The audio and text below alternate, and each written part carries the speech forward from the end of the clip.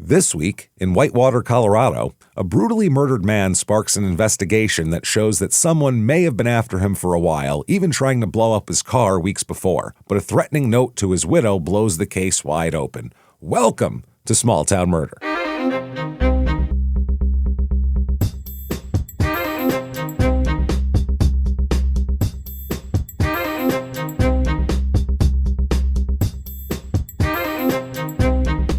Hello, everybody, and welcome back to Small Town Murder. Yay! Yay, indeed, Jimmy. Yay, indeed. My name is James Petrogallo. I'm here with my co-host. I'm Jimmy Wissman. Thank you, folks, so much for joining us today on another absolutely crazy, trust me, edition of Small Town Murder. Believe it. Not that we, we don't ever deliver a non-crazy one. There's so much murder to mailed in. Just mailed in. This one, not taking a whole lot of care with this one.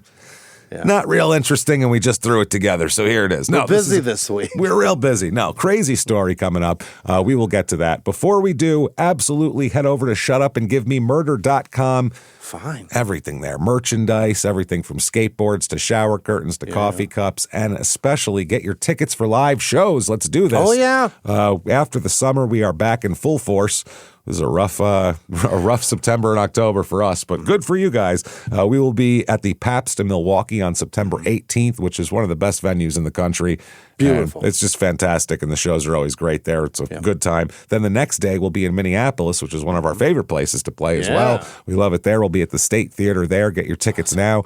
Milwaukee's outselling you guys. You can't let that happen. It's incredible. Get in there, Minneapolis. Then also September 3rd, Dallas, September 16th, San Jose, the 17th in Sacramento, and then in November, the 13th and 14th in Terrytown, New York, and Boston. So get your tickets right now and get in there and see us. Shutupandgivememurder.com, as well as listen to our other shows, Crime in Sports.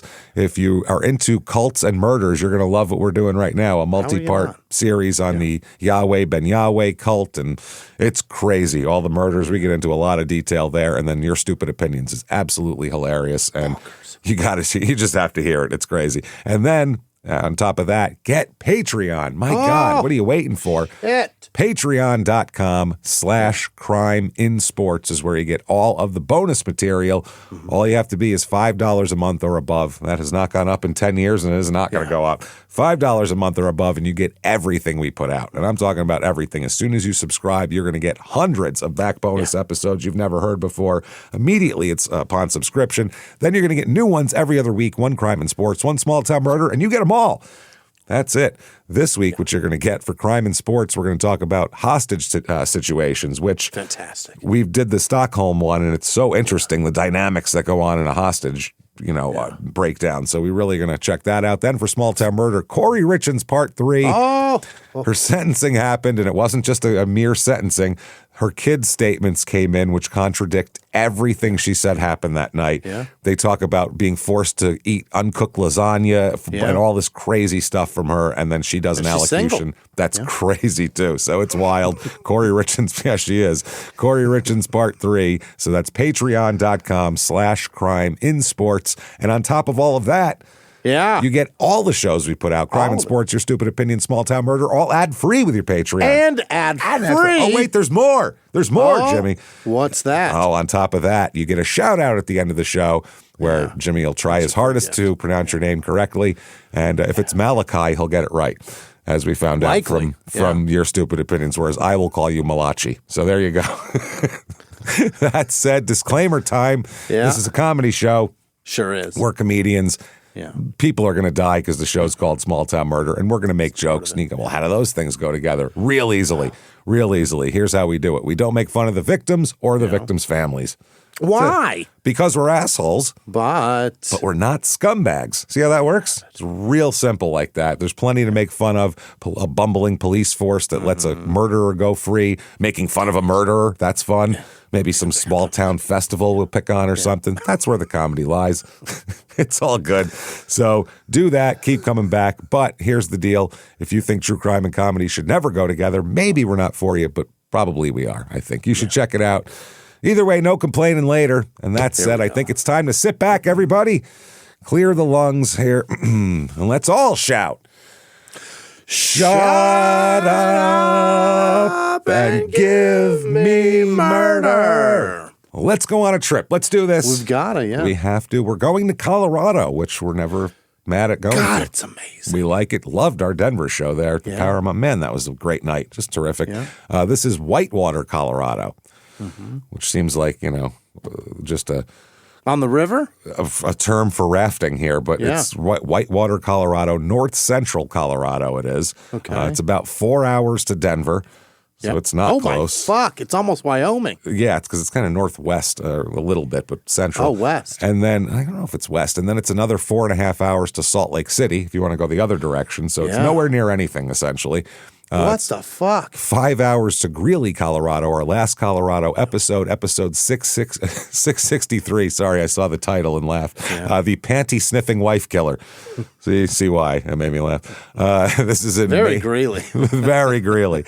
That's what a lot of people said when that came out, too. It's such a gross place. Such a Greeley type of crime. This is in Mesa County. Up on the high ground there. And this is like, 4,800 feet elevation up in this area, too. Pretty big, pretty high. Area code 970. Now, for history, I'm going to do some urban legends or some rural legends that are nearby here as we'll get to the history. Urban, my ass. Yeah, not a lot of urban anything around here. One is the Ute Curse. Or the Grand Valley Curse, they call it. It's the most famous local legend. I guess when the Ute people were forcibly removed from the Grand Valley in 1881 and moved into reservations, see, there'd be history mixed in with these, so I figured, they supposedly placed a curse on the land and the settlers there. The curse dooms anyone who lives in the valley, especially natives. Apparently, if you go there, then you're a sellout. So no matter how far they go or how successful they become elsewhere, if you go there, that's what you do. So what happens? You're cursed. You're cursed. Well, I don't know what that entails, but you're cursed. Like, do you spit your guts out, or do you just lose everything? Your dick doesn't get as hard as you really want it to. Maybe it's just small annoyances. That'd be the best curse to put on someone, by the way. Never mind anything big, their kids dying. Yeah. Small annoyances. You always get booked in a hotel room far from the desk, and every time you get there, your card key doesn't work. It doesn't work, and you have to go all the way down 14 floors. You have to do all of that. Yeah, little shit like that, I feel like, would be the most annoying to human beings. Make it the guy in front of you, every time the light turns green, he waits 8 seconds to go. Every time, no matter where you are. Like, that's a curse to me. Yeah. It's way worse than anything else. Horrible. Guac is never free. Never. Always $2 too. Not even 75 cents. $2. Yeah, they never make a mistake and you get something free. They always charge you double for something. Always. Something I only got 2 drinks. I only got 1 drink. Oh, and I didn't even order this kind. Perfect. And I got charged twice for it. That's a curse. That's what I mean. Minor annoyances. That'll drive somebody crazy. They'll lose their fucking mind. Every time you go for a soda, it's always Orange Crush. Always. I don't want that. Like, I mean, sometimes, once in a while, but From not time every to day. time. Not every day. Yeah. So there's another one, the Grand Mesa Thunderbirds. Ute legend holds it that giant thunderbirds, massive eagle-like birds, once lived atop Grand Mesa, and these powerful creatures ruled the skies. And the Thunderbirds attacked a Ute village and carried off children, which they'd have to be some pretty big birds to carry off a child. A Thunderbird never existed, right? No, I don't think so. I don't think so. I think it's legend. An eagle can't carry off a Pomeranian, so it has to be something here. Apparently, That's a big ass eagle. Very big. In one of these legends, a warrior disguised himself as a tree. I don't know how you do that. Okay. climbed to the nest and avenged the village by throwing the Thunderbird eggs off the cliff. Oh. And in revenge or for battle, the birds tore apart a giant serpent. Pieces falling created the many lakes of the Grand Mesa. This is a legend that goes on. People would believe anything. Yeah, anything. And there's also a lot of ghosts. The Horse Thief Canyon lady, a woman in a long white dress appears after dark. Downtown Grand Junction has a bunch of buildings that report ghosts and things like that. So they're kind of getting off on this a little bit, like in Widow's Bay, which you finally watched. Thank you. When they're saying, you want to be Salem, you want to be Nantucket. I get it. Like, you need to draw people with some weird shit because there's not really enough to draw them in otherwise. Reviews of this town, not a lot of them to find. There is not a lot of people here. Here is 4 stars, and it says, it's peaceful. It's a great place to live if you want a couple of acres of elbow room. If you want to You're walk 4 hours from any city. anywhere, everything is super rural too. Like all the houses are just, there's nothing around them at all. Like it's just this flat ground. It's just, it's flat too. Fuck. There's a lot of flat, and there's like, mountains in the distance and shit, but it doesn't look too great. That's the area of Colorado that's booming right now because all the mountains are taken. And so people are going east, but they're finding east that's fucking, it's nothing so here. flat. There's nothing here. That's where everybody with money's going though, like Parker and shit, and it's flat bullshit and yellow. Awful. Yeah, that's everything here. Everything's dead. All dead grass. Looks like Arizona. Gross. It says, if you want to walk across the street to buy a soda, look elsewhere. The nearest gas station or grocery store is 6 miles away from this house. It's a long walk. It's a long walk. And then finally, this one's 1 star. Education, ? There are 0 schools in this area. The nearest school is 10 plus miles away. That's a grade school. The nearest middle school is over 15 miles away. And the nearest high school is over 30 miles away. And it's about an hour bus ride for the kids every day. Wow. Jesus Christ. Even in the Old West, they'd stick a schoolhouse up once in a while when there'd be a town. I mean, put some shit up. You got to be up at 4 a.m. to go to school. That's crazy. Now, here's the people stats. This is there's no stats for like the town. This is for the zip code of 81527. So that encompasses the town and a bunch of nothing around it, basically. The population in this area is 1,975. It's more like 500 in Whitewater, kind of proper there. It is more men than women. I assume there's like outdoor jobs and shit going on. Must be. 53.1% men, which is way out of whack. We never see that unless it's like a logging town or something. Median age here, older too, 51.3, much older than the national average. So that's pretty old. It is 71.6% married, which I don't know if the courthouse is just too far away to go file paperwork, maybe. Oh, I'm not sure. It's got to be. It's got to be closer than a half hour away. Like, well, I'd like to divorce you, but that's about an hour and a half ride to that courthouse, and I don't think so. I don't hate you that much. Is this even on the river? To call it Whitewater. I don't think it's like on the river, because even in like the things to do, I don't see a lot of rafting. No? As things to do. No. As we'll get to that here too. Now, it has the lowest single with children rate I've ever seen, 2.6%. Wow. So I think a lot of the people are staying together. Oh, yeah. And the race in this town, 93.2% white, 0.1% black. Yeah. 0.1. That's a guy, right? That's like one dude. Yeah. Hi. Yeah. Hi, I'm Jeff. Yeah. I'm the black population here. 0.0% Native American. I guess they did get the Utes out of there. Holy shit. No shit. From that. 6.6% Hispanic. So religion. This motherfucker's cursed. I'm not coming around Yeah, either. it's cursed. They weren't supposed to go back. The curse is extra for them. 35.7% of the people here are religious. And it is a real mixed bag of everything. I think the highest is LDS at 7.2%. So it's just a few people here and there. Unemployment, a little bit high, a little bit over the national average. 7? There's nowhere to go. Yeah, it's like 7.5%. Median household income here, regular rest of the country, $69,000. Here it's $77,000 a year. So they're making money. What are they doing? A lot of this shit is like, there's like some farms up here, ranches, things like that. The cost of living, 100 is average. Here it is 99. So just about average. Right at average, yeah. Housing is not average. That's high. It's expensive to live up here. Really? I mean, they got to fix Colorado. It's outrageous. Most of the properties have a shitload of land with them, or at least 15, helps. 20 acres, something like that. So that helps. Our median home price here, $454,100, which is... It's pretty high. But that's steep for the middle of nowhere. 10 acres, that's not so bad. Yeah, but for the middle of nowhere... Yeah. I feel like it should be cheaper, but I don't know, man. You said Colorado's filling up. Yeah. There you go. So if we've convinced you, damn it, maybe you don't care if the high school's 30 miles away and you don't need a gas station anywhere near Callous hand. That's it. Ranch hand. Well, get after it. If that's you, everybody, we have for you the Whitewater, Colorado Real Estate Report.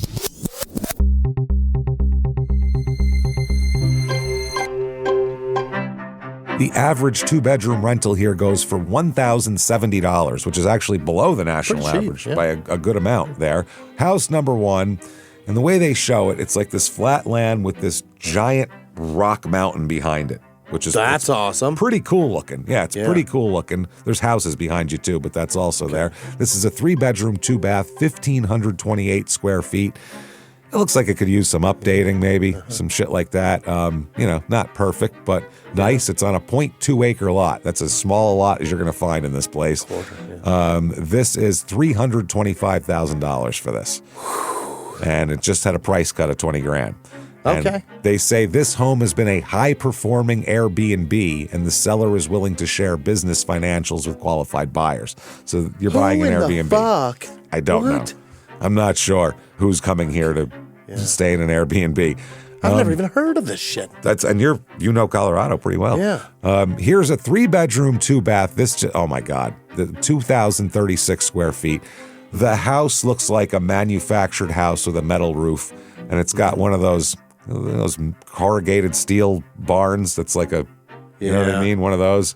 It looks like a greenhouse but made of steel. It's tin, whatever the hell it is, and it is just a flat brown mess. Piece of shit. Yeah. It's expansive. I mean, the view is like wild going down this, but it's not worth it. On 40 acres, mind you, by the way, $500,000. That's a deal. If you saw this though, you go, well, you got to build a house, and it would cost you another $1 million to set this up half decent. 40 acres for $500,000 is a pretty decent deal. It's 40 acres of. There isn't even a fucking tree here though. Nothing. It's 40 acres of nothing, of Flat, brown dead of grass. Yellow.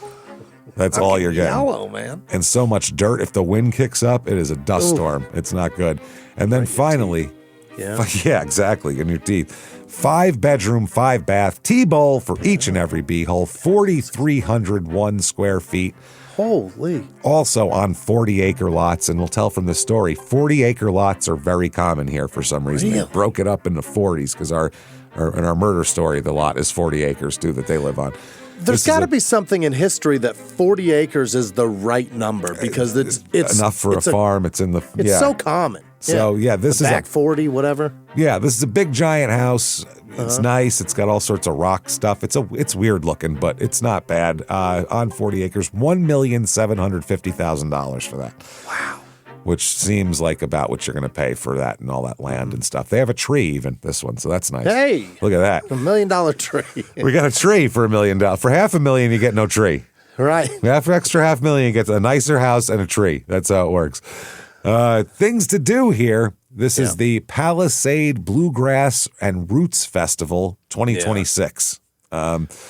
It'll take place. Actually, it's taking place right now as we're speaking, I think, in Palisade, Colorado, which is the next town over, I think, here. And their lineup here, this is just a booming Friday. We have the Still House String Band, the Slocan Ramblers, Slokan or Can. I guess that's probably somebody's name. Probably. Or a place. I'm not sure. 5:30, Magoo. Yeah. Not Mr. Not. And Timberland's not with him. Just Magoo. Yeah. That's it.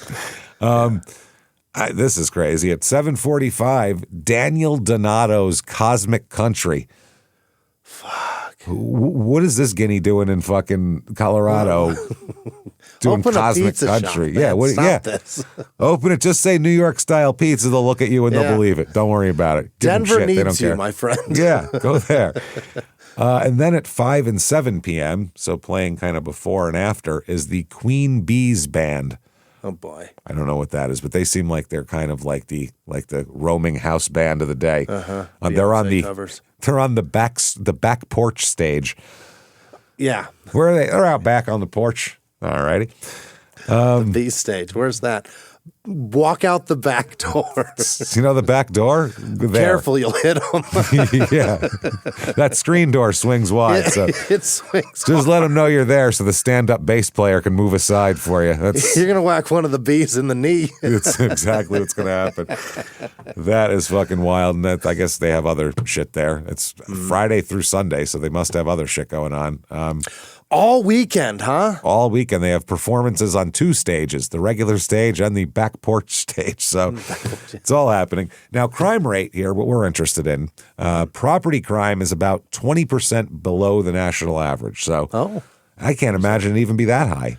There's nothing. I can't believe there's any crime at all. This is so so far. Well, if you have the gumption to drive miles to someone's house to rob them, you just get a job. It'd be, you know what I mean? You have the same, you can get up and go. You have something in you. 2 hours into that ride to be like, we got to do this again? Should we just put an application in somewhere on the way? This is crazy. If we make a U-turn, we can get back to Denver in the same amount of time. No shit, yeah. And then violent crime, murder, rape, robbery, and of course assault. The Mount Rushmore of crime is about 25% below the national average. Okay. Again, and I feel like being kicked by a mule would be the most violent crime that happens here. Like still seems outrageous. Seems like a lot. So let's find out. That said, let's talk about some murder. What do you say? Here we everybody? go. Let's do this. Yeah. Okay. Now we're going to go back not too far. Not too far. Things are pretty much the same in terms of how your life is. It's not like the 60s or something. June 10th, 2008. Yeah, it's not bad. Not bad. This is at noon on June 10th, 2008. 911 call comes in. And it's from a woman hysterically crying on the phone. Yeah. She can't even like get out her address. She's That seems to be like fucking 70% of 911 calls. It's you know what? Don't call 911 unless you're hysterically crying. You're wasting our tax dollars at that point. You're wasting our money. If you've got it together, you don't need us. If you can calmly pick up 911 and go, okay, here's the deal. You can call the regular number. This is for emergencies. I want people going, I'm on fire. I'm literally on fucking fire. Oh my God, it hurts. That's 911. Yeah, if you can compose sentences, it's not bad enough for us. Yeah. The first sentence should be, I can't stop the bleeding. That should be the first sentence of every 911 call, or else I'm not interested. Yeah, where's your emergency? Let me tell you about it first, because it's fucking crazy. This is great. That's every call. So anyway, police received this call, and it's from a hysterical woman saying that someone apparently has broken into her house. She said, it comes out, she's saying, I just got home. Someone broke into my house, and my husband's dead. He's dead. Oh. Dead on the floor. She said, I found him. He's in a pool of blood, and as we'll find out, also a .25 caliber bullet hole in the back of his head as well. Yeah. So not great. Now, the deputies and paramedics reached the scene, and it's a remote property. It's out there. Right. It's on 40 acres at the end of a dead end in the middle of fucking nowhere, and that's how this is. They come into the house, and they find a woman named Miriam, as we'll find out who she is. Miriam, and she is the hurt or dead man's wife, however you want to look at it at this point. And they find her kneeling over this man's body, crying hysterically. Sobbing and crying, and oh God. Now the dead man, and they don't know he's dead because they haven't even got to try to check for vitals or perform CPR or anything. But this man is Alan Helmick, Helmick. And if you go looking that up, you're going to put Hemlick every single time, and then you're going to go, God damn it, because I did that 30 times while I was doing research. And my phone would correct that to Heimlich and teach me the maneuver. Yeah. It's all messed up. Yeah. He's a 64-year-old man at this point. He's found lying on his back in a pool of blood near the kitchen. Near in the entry or living room area. Now, several drawers in his desk are opened. But there's not the contents of the drawers are still not. It's not even like rifled. It's open, but everything's still there. Everything, but they're all opened. They're all right there. Now Alan is lying inches away, or lying on the ground, and inches away from him is his wallet sitting there, just on the floor. So we have open drawers, nothing taken, and his wallet sitting there. Mm-hmm. There's a china cabinet in the living room that's nobody touches at all. It's undisturbed.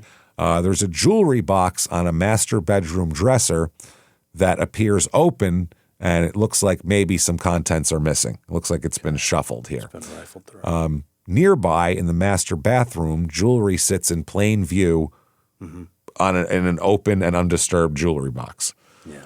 So if this is a robbery, it's a terrible robbery. They were looking for something specific, and this ain't it. Yeah, this is crazy. Also, there are 6 firearms in the house. Oh. Now, many of them are rifles. They're found in several locations in the home. 3 of the rifles were in plain view on a downstairs bed. So anybody Not touch. anybody looking in rooms for shit that's easily sellable, there they are. Yeah. They said that they weren't sure. In the end, though, they didn't know. They couldn't ever figure out if those guns from that room were on the bed to begin with, or if law enforcement found them and laid them on the bed, like somebody going through the house laid them out like that. So they're not sure. But either way, they were there. And there was like 6 guns in the house. So immediately, well, not immediately, but within a little while, there's a photographer there, like a press photographer. Yeah. Shows up. And because this is, from what it looks like, very rural, middle of nowhere area where a deadly home invasion has happened. So yeah, some in cold blood shit. This is not normal out there too. So like the media in this area, they're like, holy shit, they freak out and they want to tell if this is some salacious shit that people are going to want to hear about. So it's just wild that like even in cold blood, they got like $27 or some shit like that. Yeah. It was a very, but Not this much. is like, you could have had a much bigger score. Yeah. For the price you've paid. Not only that, he's a businessman. He lives in a very nice house, as we'll talk about, in 40 acres, and clearly has a few bucks. And you went for like this short shit score like this. It's kind of crackheady, you know what I mean? And killed a person. And killed this guy. So that's that the media goes and runs with it immediately. That this rural area and nobody's safe, and lock your doors. Yeah. Get your rifles ready. Now to the cops, though, the scene doesn't look right. No? Just doesn't look. Yeah. Yeah, for a burglary. They're all those parts already, yeah. They don't see it. Yeah, it looks more like they said. It looks like somebody, like if you were filming an independent film and you told your set designer, make it look like a robbery, but they've never seen a robbery before. So they're like, I mean, there's drawers open, I guess that's what people would do. Like, that's what it looks like. And then you stand back and go, yeah, that's right. That looks like a robbery. Everything's open. Everything's open, which, just in a long shot and in a frame, looks like a robbery. Dead guy, things, rifled. But in reality, when you really look into it, you're like, there's nothing taken. This is a shit robbery. So let's find out who these people are and what's going on here and possibly who killed this man. This is Alan Clark Hemlick is his name. He's born August 27th, 1945. And he Helmick, you mean? Helmick. Did I say Hemlick again? Oh my God. The amount of times I looked it up like that, and it's like, no! I had to go back and change it. It makes more sense. It sounds more like a last name. Helmick doesn't sound like a last name. No, Hemlick sounds like a last name for some reason. It's like hemlock. I don't know, as a word that Helmick sounds like you misspelled helmet, man. Yeah, yeah. Or something you'd call an Irish guy that you're not happy with. Something. Bad Mick. He's a very bad Helmick boy. So he's born in Delta, Colorado, which is on the western slope here. Yeah. This isn't ski lodges or any of that shit. This is bad area. This is desert and farms. Like people live there. It's just it's not pretty. Let's be realistic. They're out of their fucking minds. Something's wrong on that side of the mountain. Nuts over there. Too much sun over there or something. I don't know. Yeah, it's not natural. No, the sun just beats on that western slope. Yeah. And imagine being there knowing just over this hill it's so much nicer, but you can't go there. It's amazing over there. Why are we over here? And we're here? It makes no sense. We don't even have to get to the whole other side. There's several towns in between that are incredible. That are much better. It's like, at least in Arizona, when you're in Phoenix, you go, well, far as the eye can see, it's shit. That's it. There's nothing. There's no shit. Yeah. There's no, I mean, you have to drive hours and hours to the ocean to get it somewhere that's half decent. Otherwise, east, you could drive for 24 fucking hours and it's ugly. It looks like that forever until you hit Louisiana. Literally 2 hours through those mountains. And you're like, why'd we stop over there? Who was the lazy fuck that stopped there and didn't go to the better part? All the horses died or something. Oh, yeah, maybe. It's so hot over here. That's what happened. So Alan's born in this area, Delta, Colorado. It seems like he has a brother and 3 sisters from what I can make out. Okay. Now, he's a pitcher for Delta High when he was a kid. Oh, in the varsity team. Yeah, baseball guy. He's in the class of 63. Good Lord. Wow, that is so back there. That's when he graduated. He ends up People are still doing that today, though. There's a shitload of those small towns where Oh, yeah. Graduating class of 7. It's fucking crazy. Yeah. Well, no, this is 1963 he graduates, so it was a long time ago. Physics degree he ends up getting from Adams State College. Physics. Wow. That's complicated shit. Then in 1967, after he graduates from Adams, he marries his high school sweetheart, who he has been with since they were 14. Okay. Wow. Talk about like old-time, small-timey shit. Yeah. You meet a girl... Yeah. You meet a girl when you're a freshman and you stay with her and then you go, well, after I graduate and could make a way for us, then we'll get married. Like it's very old school here. They'll end up having 4 children together. Yeah. Same, and it's kind of his deal too. He's got because he had a brother and 3 sisters, and 5, he has a son and 3 daughters. How about that? So they have Alan Jr., which despite our crime and sports apprehension for any juniors, seems, Alan seems like he's nice enough to name his kid Junior. He's got 3 daughters, Portia, not like the car, like DeRossi.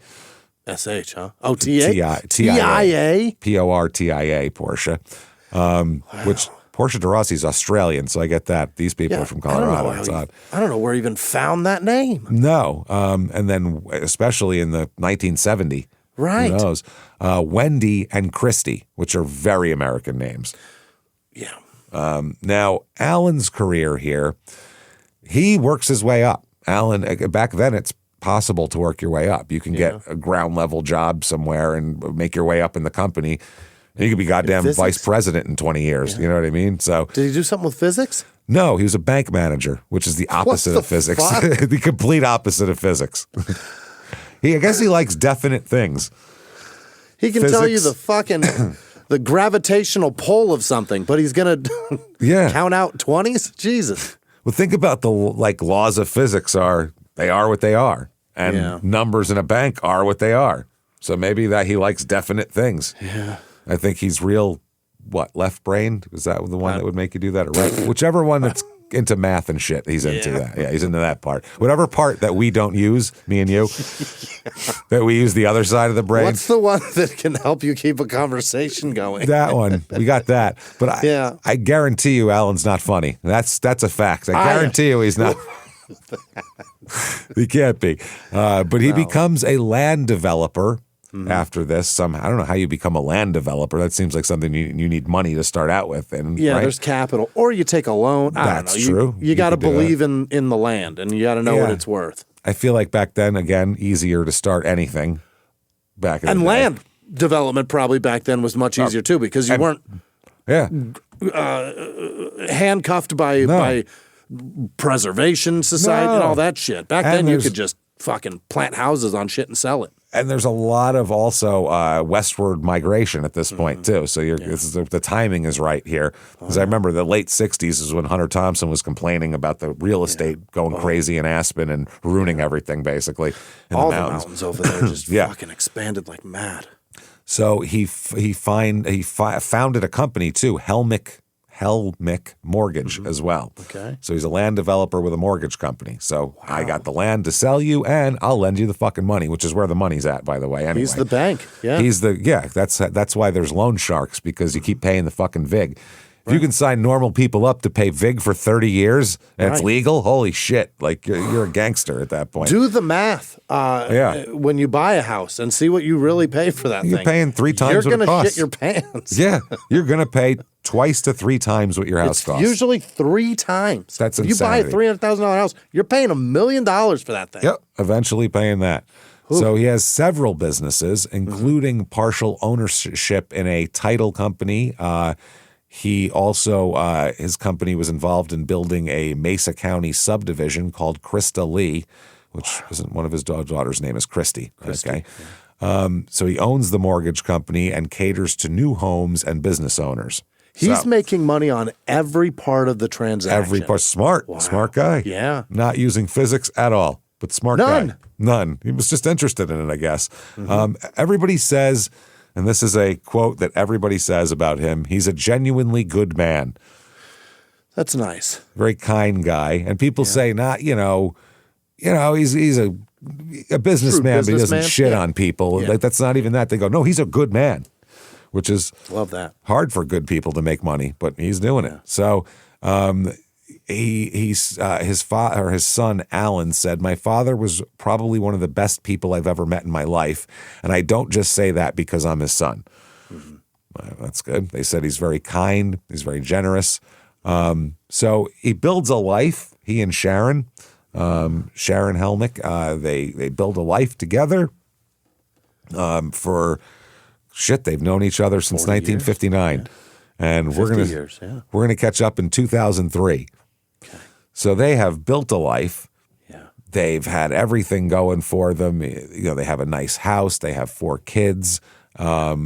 You know, and they're grown by now, and they're enjoying the fruits of their labor here and everything like that. And then on New Year's Eve of 2003, Sharon has a massive heart attack and dies. Like what? That. Just drops dead. Unexpected, completely out of the blue, wasn't sick, just what a nightmare. Has a heart attack and dies. So Alan is obviously crushed. Yesterday he had a wife. He had a wife. Well, he's the one he's been with since he was 14. He's been with her for 50 years almost. And they 10 minutes ago. That's crazy. Also, you plan shit. You're like, okay, we're going to get this done. And then we have this and we're going to buy that for later. And then once the kids are out, and then you have this plan of how now it's my time and we're going to live our life. And now your wife's dead and now you're alone. Erase the whole plan. Yeah. It's a total About Schmidt is what it is. Remember About Schmidt? Did you see that with Jack Nicholson? Great fucking movie. Comes home. He went out to get a medium blizzard from Dairy Queen. A medium Oreo blizzard, he says. And when he comes home, his wife's dead on the floor. He's just like, and they're like these plain Midwestern people, and his wife's dead on the floor. So he buys like an RV and goes and drives across the country and has all sorts of weird adventures. It's fucking hilarious. Jack Nicholson doing it. It's so fucking funny. It's from like 2002-ish, 2003. Yeah. So anyway, she's dead. And this is horrible. And everybody said it absolutely destroyed Alan. He was not okay with this. Yeah. His son, Alan Jr., said, "I think that he died that day, a big part of him. You know, he lost my mother, who he'd been with since he was 14, his love, his life. I'm sure that everything he thought that was real was ripped out from under him." And now you're lonely, too. And he's lonely now. And he lives in a rural house, and he's lonely, and this sucks. There's no shame in any of that. It's all just part of life. But it sucks. You feel like the whole rug has just been ripped out from under you because it's everything you know. And then, what am I going to go get to know somebody else? And we don't expect, and this is the other thing too, we don't expect women to drop dead. No. We expect women, they get sick and then they eventually die. Men drop dead. Massive stroke, massive heart attack, fucking drop. I know women do too, but in our brains, it's more common for men to have massive heart attacks and die. So they call it a widowmaker. You know what I mean? And not a widow. It's more common too that the man is super fucked up about it for like 20 years, and then the woman just goes and starts having brunches with they've been waiting for you to die for decades. That's why they've been annoyed with you for decades. She's having a white wine salmon salad at 11. With her girlfriends. Who also have dead husbands, and everybody's fine and clinking glasses. Whereas the guy will be About Schmidt. He'll be Jack Nicholson, and he'll lose his mind. Limp dick for the rest of his life. No interest in sex or emotional connection. You long let the testosterone die out of your system, basically. Because you're like, well, I don't need that anymore. We're just hanging out. And now you're like, fuck, now what do I do? Now you're going to go ask somebody, what's your mom's name? Fuck that life. Well, luckily at this age, my mom's name is... you can go read it on a headstone. I'll show you her headstone over there. Sound it out. It's right there. Mother-in-laws aren't really a concern at this stage in your life, and when you're in your 60s, which is helpful. You're gonna ask somebody, "What's your favorite color?" You know what I mean? That's it seems it's just small talk at fucking 65. Fuck that. At 65, it should just be how do you want to die? In what way are you looking to die? Are you looking to die like on a hillside or by the ocean? Like, how are you looking to die? Where are you looking to die? How are you looking to spend your last days? What if you get a terminal illness? Should we murder suicide? Is that what we're doing? Is that what we're doing? Or we plan? I think that's something you have to figure out at some point. So he's 60. He's single for the first time since he was in 8th grade. Oh, jeez. He has no idea how to date or no. He's never dated. No. What's he going to say? You want to go to the drive-in movie with me this weekend? Want to go to the sock hop? Like, that's the last time he asked a girl out. It was I just typed malt shop into. Can't find a one. They don't exist. Can't find a one right now. It's crazy. Yeah. So Maybe I'm spelling it wrong. I don't know. I'll try sock hops. Fuck it. Maybe they got nothing there either. So he didn't know what to do. So at one point he decided, I'll go on a cruise. Yeah. And a ton of these old guys do this. Yeah, they love it. Because you can meet people on a cruise. Yeah. Everybody's had a few drinks in them. Yeah. You're on a boat, so you can meet somebody over a few days and talk to them, and everybody's kind of lubricated and comfortable, and, you know. There it is. I mean, verbally and socially, yeah, but yeah. not particularly. Sort of. Yeah. So he wants to meet some people, get back out there and just do this. Now he thought about it and he goes, okay, I want to go on this cruise. Well, what am I going to do? Just sit there like an old lump? Right. He said, no, I got to be able to get out there. He goes, maybe like I can dance. He goes, maybe I'll try to dance. He goes, if I go on the ship babe. Yeah. and dance, then I'll meet people. You know what I mean? Is he going to go Fred Astaire? Well, he wants to like maybe but he says, I don't know. I don't remember how to dance because I haven't danced since the 60s. He's going to get lessons. Because no married man will dance. Yeah. Don't trust a married man that's still dancing. He's up to something. I'll tell you that right now. That dance at your wedding should be your last dance if you're a man. That's your last dance till your next wedding. Till your next wedding. Or till your daughter gets married or some shit. One of the two. Or your divorce. Or your divorce. And then that's just that's just a jig though. That's just the twist. Yeah, that's just one of these. A real dork might get the sprinkler involved in it. You never know. But so he doesn't know what to do. So he says, if I go on this ship and I haven't danced in fucking 50 years, essentially, 40 years, I'm going to embarrass myself. And these ladies are going to be like, look at this old dork. Or they'll think it's adorable, but yeah, I see what he's doing. Yeah. He wants to be confident. So he signs up for ballroom dancing lessons.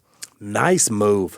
He's really got a high idea of what this ship's going to have for him here.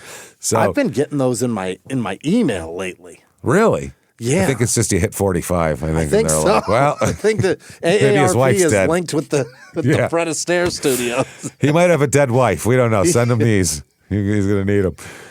So early 2005. So this is, he waits a year and change. Yeah. Gives her a year, which is, I think grieves. He grieves for a year. And then he says, okay, I'm going to do this. So he takes a dance lesson, ballroom dancing, and he likes his teacher. So he doesn't even get to the point of using this to find a woman. He just likes the woman who showed him it. You'll do. You'll do. Yeah. He didn't get to, I'll dance with a few people. I'll go on the boat. He's like, perfect. You move well. You do. Now, this is Miriam Frances Morgan is what she's born. At this point, she's Miriam Giles, Giles. So she's born January 26, 1957, so about 12 years younger than him.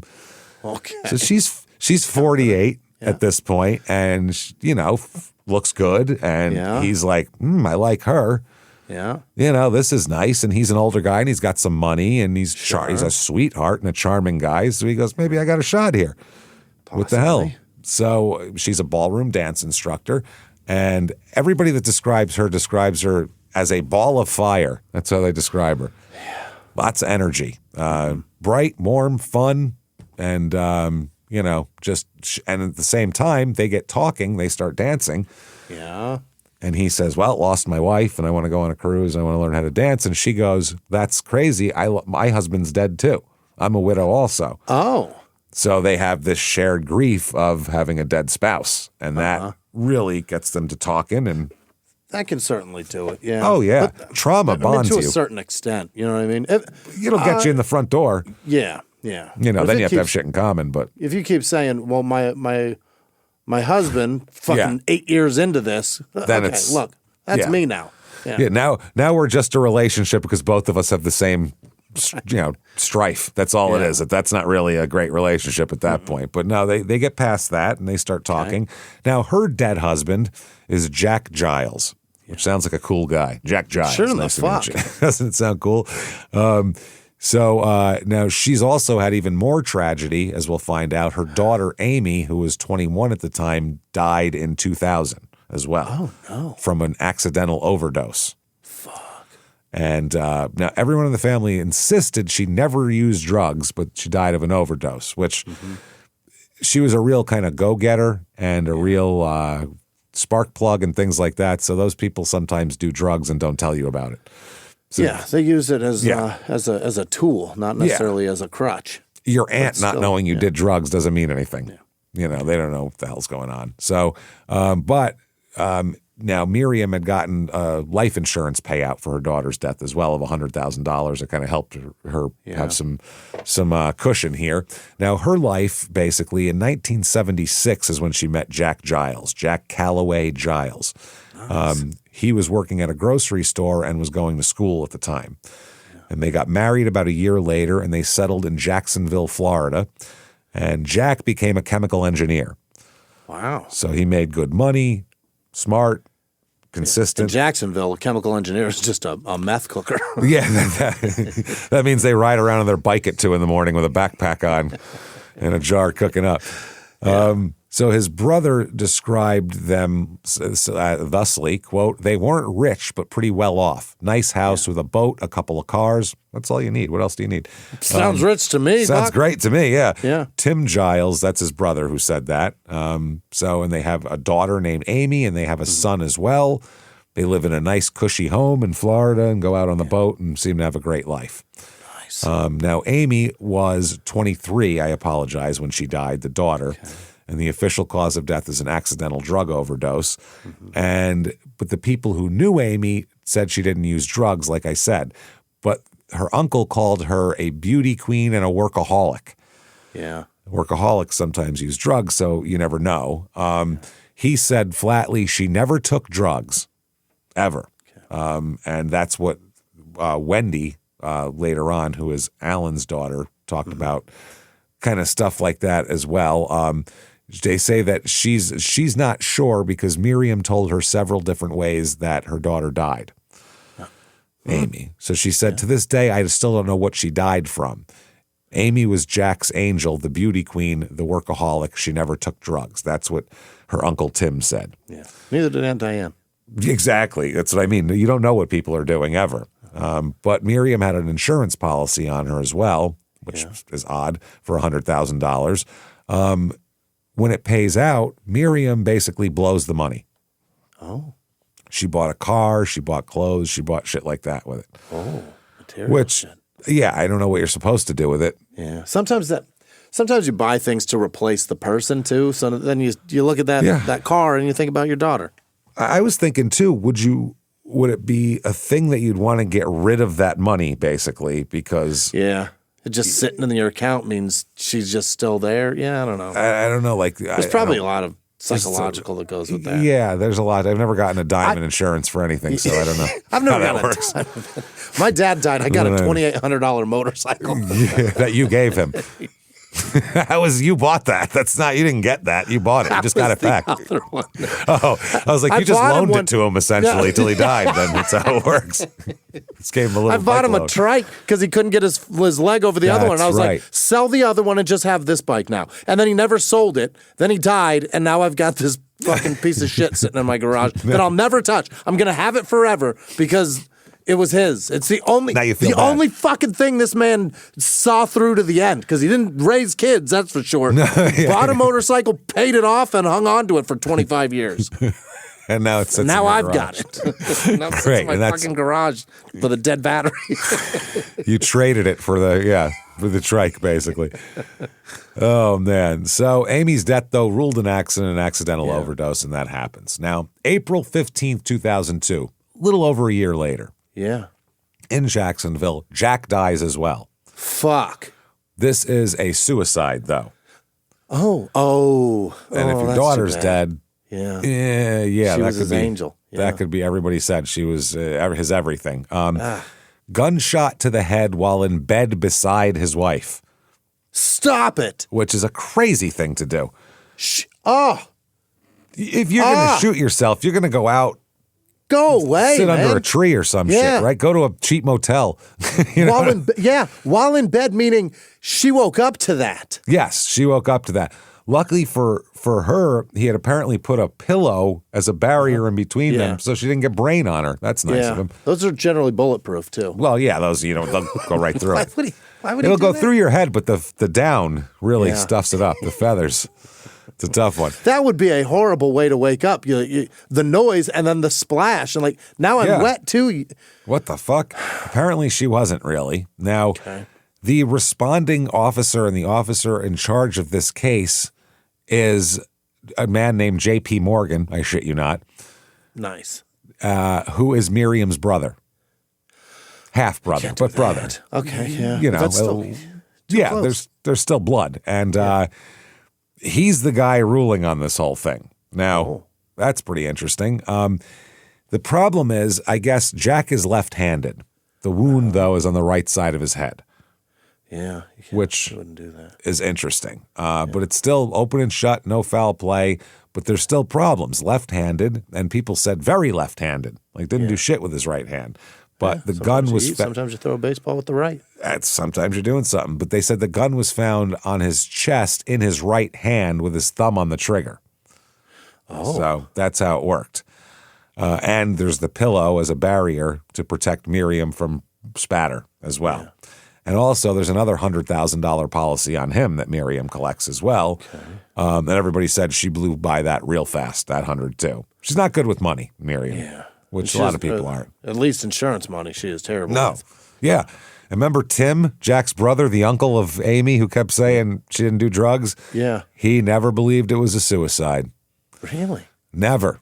That guy doesn't believe shit. No, not a goddamn thing. He said that he'd never for 1 second believe his brother killed himself. And his reasoning was that Jack, of all people, knows exactly what a suicide does to a family because Amy died. Now, this is the same guy who says that Amy didn't accidentally overdose, but now when it's convenient, he's very Jacksonville. Yes, exactly. So Tim was not interviewed, by the way, by Jacksonville authorities in the wake of the death, which is weird. You'd think they'd interview everybody. Hey, has your brother been sad? Right. And this Tim, I mean, honestly, we're making jokes, but I feel bad for the guy because he's just lost his brother and his niece, and he feels fucking terrible. He's grief-stricken, and of course he doesn't want to believe that they have caused their own deaths. And I mean, nobody wants to believe that.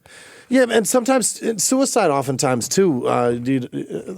You don't fucking just outwardly project what's going on because you don't want to worry anybody. So sometimes the last day of your life, you smile your fucking balls off. Especially a guy from that generation. Yeah, yeah. They don't. They don't think they're not real. Let me tell you about my feelings type of shit. You know what I mean? That's just not how they are. They're more like, well, that's enough of that. Gonna blow my brains out now in the garage. There's an incredibly powerful commercial for mental health in England that it shows two guys at a soccer game. There's this dude that's just moping his fucking ass off all the goddamn time. And this guy's like cheering constantly. And someone's then like, someone's like, you're pissy, isn't it? And he's like, have another pint, you pussy. Have another pint. Or whatever. But then the last scene is like the mopey fucker is draping his little footy scarf of his buddy over the chair next to him. Oh boy! And now he's extra sad because his happy friend took his own life. That's what it is sometimes. Like the happiest motherfucker. You don't know. He's not doing great internally. No, because what Tim is feeling is normal.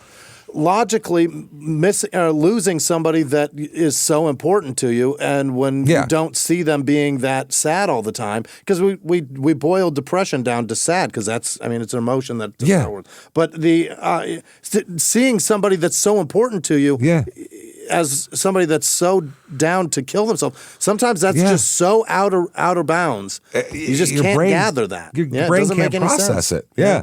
And I don't know, by the way, too, I've heard somebody said from a few weeks ago that I don't know anything about grief because I said that someone needs to move on with their life. And it's like, fuck you. Look, man. Tell me that. Tell me about grief, motherfucker. I don't care. Griefless piece of shit. Yeah. What are you talking about? I lost like my two best friends who were young within a year and a half of each other in tragic ways. Like I've had plenty. Fuck you. Sometimes tragic shit like that hardens your heart to the world, and you don't want to, you know what I mean? Sometimes you just got to go, well, what am I going to fucking sit here and not pay my bills? Thank you. I got shit to do. I got exactly, because it's enough already. And that's what it is. If you gain enough grief, Yeah. It's not a shock to you anymore, and you react to it differently. And I'm not saying that's good or bad. I'm just saying, don't judge my grief. That's just what it is. It's Don't just judge how I fucking, everybody grieves different too. Yeah. That's that's a common thing that people say, but it's true that, look, man, my advice to you when you're grieving is going to be calm the fuck down. Tomorrow's another day too, You got to get through it. You got to get through this. Are you going to fucking melt into a ball in the corner? What's wrong with you? No, but I did weird shit during that period. Sure. I had a fucking career. Like, I made movies. I had a thing. I won festivals. I had some heat of a thing, and I directed. Yeah. And I shut it all. I didn't do anything. I said, I'm not doing this anymore, basically. And I went and started serving fucking papers. Yeah. I did that for 3 years, and then I said to 2012, I was like, what am I doing? This is a miserable fucking life, and I'm making myself miserable because I was miserable because those people were involved in the things I was doing with me. And then I was like, I got to go do comedy again. I have to do it. So then I went to comedy, and then I met you, and then here we are. But life just happens. Sometimes that's how it happened. I wouldn't be here if those things didn't happen. I really wouldn't. Yeah. Because I would have been making films and not doing comedy, and it would have been a totally different path, and just different. So, and the way we react to things sometimes creates one door closes, another opens. That's it. These old cliches, they sometimes fucking right on the nose, damn it. Don't worry. When God makes your knee hurt, he kicks you in the ass. You know that old saying. Figure it out. So, anyway, Tim, the brother, said that Jack couldn't tie his shoes with his right hand, which no one can tie their shoes with one hand. That's everybody requires two hands to tie shoes is the thing, which is a very strange. I'm very right-handed, James. If I tried to tie a shoe with that hand, just that hand, I'm walking around with untied shoes. Yeah, no shit, a lot.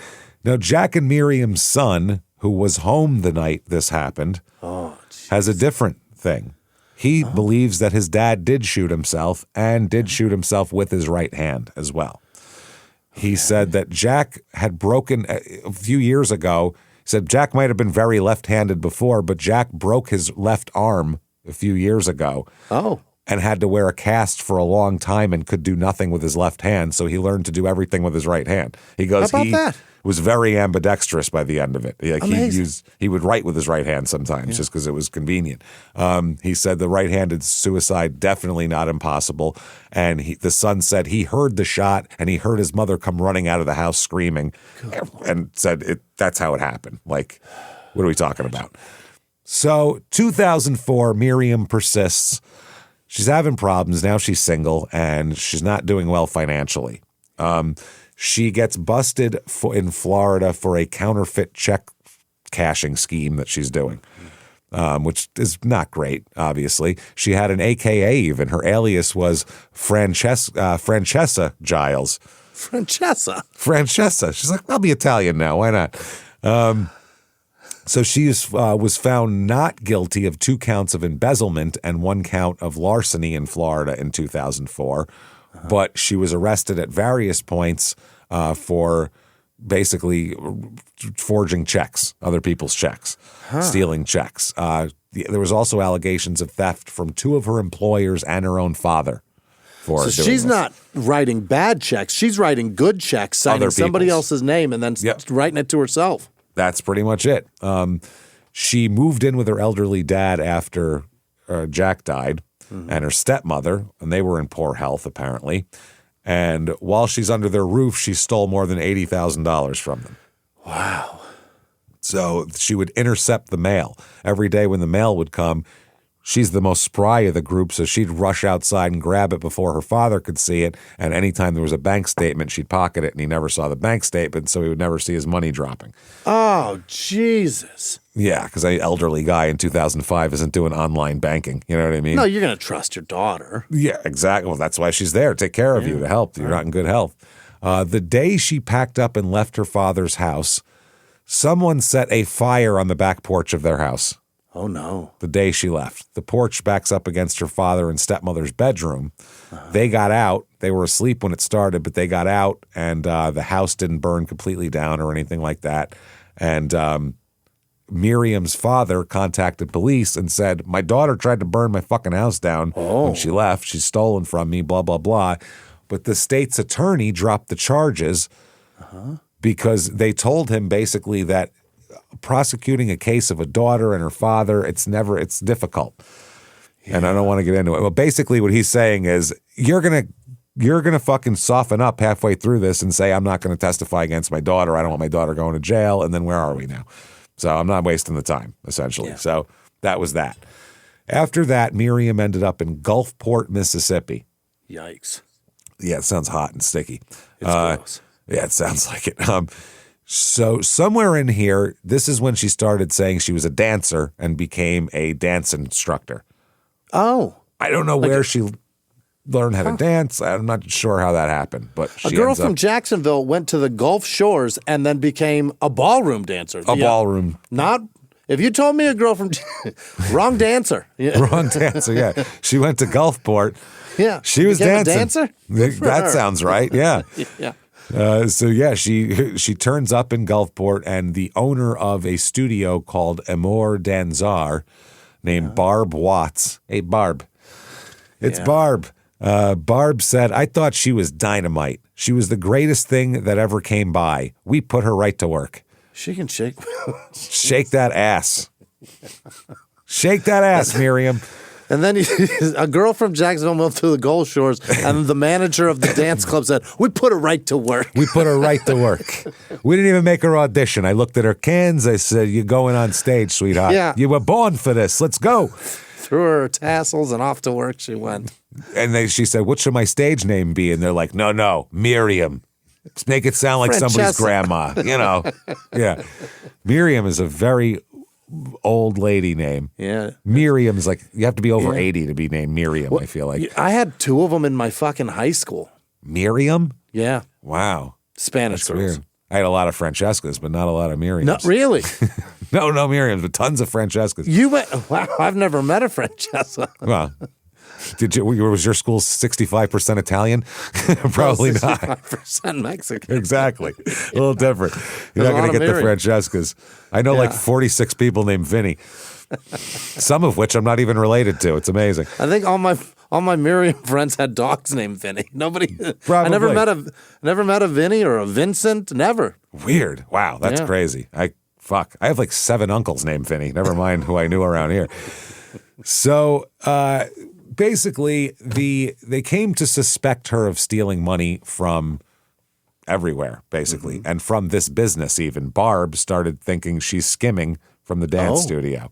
Okay. So apparently a checkbook went missing and a check got written that didn't make any sense, and the owner figured it could have only been Miriam, essentially. Huh. So rather than fire her, this is crazy, they couldn't have really thought it was her that much because they send her out to Colorado where they're opening another studio in Grand Junction. They send her there to train the staff. So you got to trust someone pretty well to send them 2,000 miles away to open a business for you that you've put up the money for. Be in charge of all my money there. That's what I mean. That's crazy. Yeah. And Miriam requested it because I guess she heard they were open, and she said, I'd love to get out of here. Send me to Colorado. And they said, well, you're the perfect person. Cool. Yeah. Why not? So she ends up in early 2005 as a dance teacher in Colorado in a newly set up shop, meeting a guy named Alan Helmick. How about this? Hanging out. So everybody said on the floor, she is a badass dancer, knows what she's doing. And they said that they got along right away, Miriam and Alan. They lost a spouse together. They liked to dance. They understood everything. And that's how it is. A psychologist later will say he was obviously desperate to be happy again, desperate to have a wife, desperate to be in love, and was willing to do anything to make her happy. Yeah, you want to, after a while, you go, okay, I need to have someone else sitting in that other chair with me because this is boring. So that heartbreak feeling is fucking miserable, especially if there's sometimes there's an option to rekindle it, and then you've got like this hope, but there's none here. No, this is tragedy. It's over. It's over. I mean, you can't get more over than a heart attack. That's a hard wall right there. Done. Not fixing this one. No. Barb Watts, the owner, said, quote, she was after a hot sugar daddy. She wanted someone to take care of her. Oh, boy. Wow. Barb said that she was basically didn't trust Miriam to the point where she faxed information about her issues with Miriam to Alan and advised him to stay away from her. Like, you shouldn't trust her. She said, I asked him to watch his bank account. I told him to be careful, but he was so much in love. Oh, my. I mean, that's crazy. Her boss sent him a fax? A fax. Like, listen, she dances like a fucking angel, but she will rob you blind. Let me tell you something. Salsa, sure. Jitterbug or whatever they call that. What, all that shit. I don't know what they're doing. Tangoing all over the place. Keep your wallet in your pants, sir. Keep your wallet in your front pocket, as Raekwon would say. So now he's getting his groove back, like Stella, basically here. Yeah. This is how Alan got his groove back here. So Penny Lyons, who's a fellow dance student and one of Miriam's close friends in Colorado, said that Alan was like a knight in shining armor, and for her, someone to help her and take care of her. And Miriam gave him this spark back. He didn't look depressed anymore. He looked like he had a reason to get up in the morning. 12 years younger with a fucking pert ass. Come on. A dance instructor, you know, she's in good shape. Oh. Totally. So they start dating, which, by the way, they were not supposed to do. Which is hilarious. You can't do that. It's not school, for Christ. It's not a real school. But who ethically, cares? It's weird. If it was a guy, I feel like it. But if it's a woman, I just mean like some nice guy she met, I don't feel like that. Business ethically, who gives a fuck? They're people and they're adults, so who cares? But business ethically, Barb's pissed about this because if they break up, he doesn't want to come back around anymore. That's $30 a month, you asshole. Yeah, I know that's true. That's true. But you're not going to stop people from fucking if they've been dancing. It's just it is fucking hot. It's the dumbest fucking thing ever. It's not hot at all. I mean, like so when people. If you're interested in it and you're grinding on somebody, it's fucking hot. Well, if you're grinding on them, that's a different story. I mean, any dance is grinding. That's a whole other thing. It's like, well, what are we even doing? Why aren't we just fucking? Why are we dancing? Yeah. Why are we doing this weird ritual? That's what it feels like, some animalistic ritual, like the peacock puts its feathers out and walks around. I'm not doing that. I'm not participating in your stupid fucking ritual. Fuck you. I'm not a fucking animal. We're smarter than the animals, goddammit. Yeah, waltz and rub your pussy on my thigh. That's better. So funny. Anyway, they start dating. There was a clause in Miriam's contract, and also because Alan, the sign-up contract even says that you won't try to fuck the instructors. So that seems like what it should be in the contract, because like you got to assume there's got to be at least 20% of the people that get involved in this think that there's sex happening, or at least an opportunity. You know what I mean? Well, I assume I guess it's there for you to meet the other people in the class, not the instructor. Like that would make sense. So but the instructor's the fucking hottest one here. Well, that's the one that does this shit all the time. She at least knows how to do it. Yeah. So that's why she has to sign a contract, I guess. Yeah. She won't do this. Fuck these people. So June of 2006, they get married. Oh boy. There's more money in marrying a guy with, money in businesses and houses than working at the as a dance instructor for this broad. So after the wedding, they move into a huge secluded home, which we'll talk about. That's the home that he was found dead in the countryside in Whitewater, 40 acres, panoramic views of the mountains off the front porch.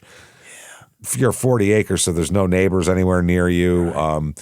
They built a small horse operation on the land because Miriam loved horses and she wanted to give riding lessons.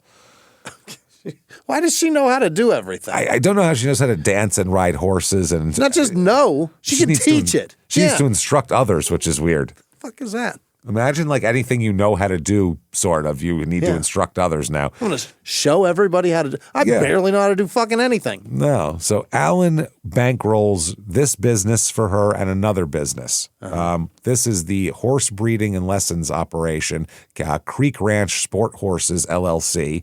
Okay. And the other one is a ballroom dance studio called Dance Junction, LLC. She's doing both. So, he's going to bankroll these. Now, his accountant, like, his hair burst into flames. It was like, why are you opening – what else are you going to open, a sports bar? Like any other money two pits? Businesses? Yeah. No, but not two businesses. If you open two businesses that can make money, it's one thing. These are the two. You might as well just set your money on fire. A ballroom dance studio and a horse operation. No one's making money off of that. You're just not. Yeah, the overhead already is crazy. It's insane. And that's what they said. They're like, what the fuck are you doing? And there's already another ballroom dance company there. So the company So you're she gonna worked compete for with another ballroom in a small area. How many in fucking Grand Junction or fucking wherever? That's so small. how many ballroom dance students you think you can procure from this small area? Probably not enough to keep 2 businesses going. And then this horse thing. Basically, these are the 2 dumbest business moves you could make, other than a sports bar with your name on it or something. That would be even dumber. The horse thing can be a thing, but all those people up there probably have their own fucking horse. It's not enough to sustain. How much are horse lessons? Yeah. You would have to be doing 24 hours a day with 30 kids in there to make the money back. You know how much it is to just house horses? Well, you got to have insanely expensive. That's the part. The boarding, the purchasing of a horse, caring for a horse, food, and feeding. the trainer, which is another fucking. She has to have a trainer for the horse, and so you're not making that in some kids' lessons unless you charge $180 a lesson, which would be prohibitive. 10, 15 horses that are all rideable, because there's so many horses that you can own. You put your ass on that fucking thing, it's going to put your ass on the fucking ground. So they're basically now on paper though, Alan owns 95% of the businesses. Okay. So he doesn't just give them to her. Miriam owns 5% in each business. Okay. Just so she's there on paper. Mm-hmm. So he essentially basically owns anything. And if Alan ever divorces her or died and left it to the kids, basically, Miriam walks away with her 5% operation, 5% of 2 companies that don't make money. That make nothing, yeah. This is just, he's placating her and wanting her to be happy, so he's doing these businesses for her. But I'm sure in his mind, if he goes, man, if we break even, I'm going to be thrilled. Yeah, and that fax resonated because he's safeguarding himself. Yeah, well, I think, too, he's a smart guy in his 60s who's made some money, and he knows to, try to watch out. They also have a prenup. Oh. Now, this says, in the event of Alan's death, Miriam gets nothing that Alan owned before the marriage. So nothing. Absolutely nothing. And he'd only been married to her for 2 years, so basically everything he had came from before the marriage. His mortgage company, his investments, real estate. He's got a few $1,000,000 in assets. And she can get none of it, basically. So the major policies were structured so that the payout would go to his business partners to buy out his share of the businesses, not for Miriam. Okay. Not to Miriam. Now, 2007 into 2008, Alan's kids and family start to notice that he's kind of disappearing. Oh. Not really participating.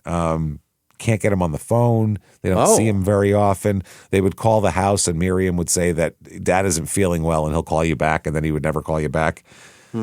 So they were like, that's weird. Then they'd call his cell phone and Miriam would answer that too and say he's not feeling well. No. Yeah. So they were like, this is really weird here. His one daughter said that they saw him less and rarely without Miriam. She said that she repeatedly called her father's cell phone. Most of the calls went straight to voicemail. And she regularly would have to call Miriam to get messages to her father, basically. Oh. Now, while the family's trying to get a hold of him, the bank is also trying to get a hold of him. Oh. They need to talk to him about a pretty urgent matter, but can't get him on the phone. They kept getting his voicemail. They called his daughter and said, can you get a hold of him? If the bank's calling people going, hey, you know where this guy's at? Yeah. If the bank's calling my son, the bank's turning into a gangster loan shark. You are really missing. So they said, we called and got the voicemail. We can't do anything. So eventually the bank gave up on phoning him and just started sending letters of what they wanted. Miriam would keep Alan's cell phone in her purse. So she'd have both their phones. One of the daughters said she never really developed a close relationship with Miriam. And she said that necessarily wasn't Miriam's fault, though. Yeah. They asked her, was it hard to accept Miriam into your dad's life? And she said, it would have been hard to accept anybody. Yeah. You know, my mom was gone, and now I don't care about this new fucking lady coming in here. Who cares about her? You know. The way I see it, any woman that comes in after my mom's dead is going to be temporary. There's no way this is lasting. Exactly. And I think that's how you would feel, too. Yeah.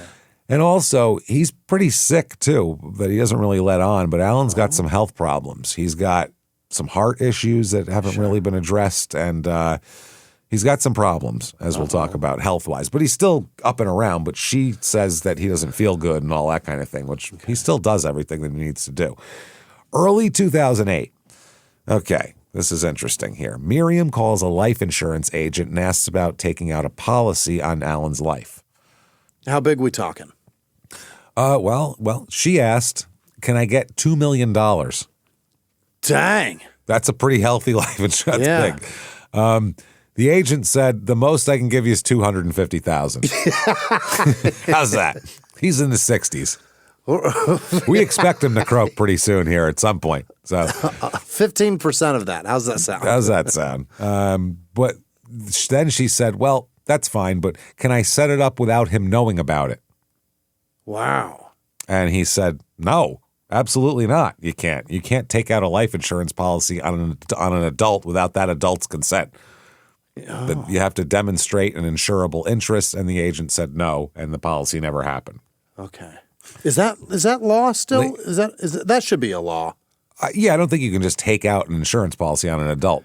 I think somebody did that with like homeless people, and then I think that's an old story that somebody did that and then killed them all and then got in trouble. Geraldine Parrish in Baltimore, if you look that up, it was in the homicide book. I've talked about it. She did it for dozens and dozens of this. I don't know how many people this woman killed. Dozens. Wow. I mean, like 6 husbands. She buried him in her backyard. Babies. No. It's insane. It's fucking crazy. So anyway, yeah, if you look that up, we'll do it. I want to do a bonus episode on that because that is wild shit. Yeah, we'll do that. Yeah. So late April 2008. The Helmicks rent a movie via the Dish Network there. So they got a satellite dish, as you would need out in the middle of nowhere. Yeah, remember when you had to do that? Yeah. So they rent No Country for Old Men. I've heard that's good. And it just had, the Oscars were just the month before, and it won a shitload of Oscars and all that. Now, there's a scene in that movie, by the way, where one of the characters stuffs a thing into a gas tank and lights it and then walks away while the car explodes. Yeah. That's a thing, okay? So keep that in mind. April 30th, 2008. So this is about a week later. Maybe not even a week. They're in Delta, Colorado, where Alan is born and raised there. Yep. Now, Alan and Miriam drove to Delta on business. Alan was selling off a portion of his title company, and at the meeting was handed a check for $100,000, which is his share of the sale. So he's got that. He gets into his 1994 Buick Roadmaster. Fuck yeah.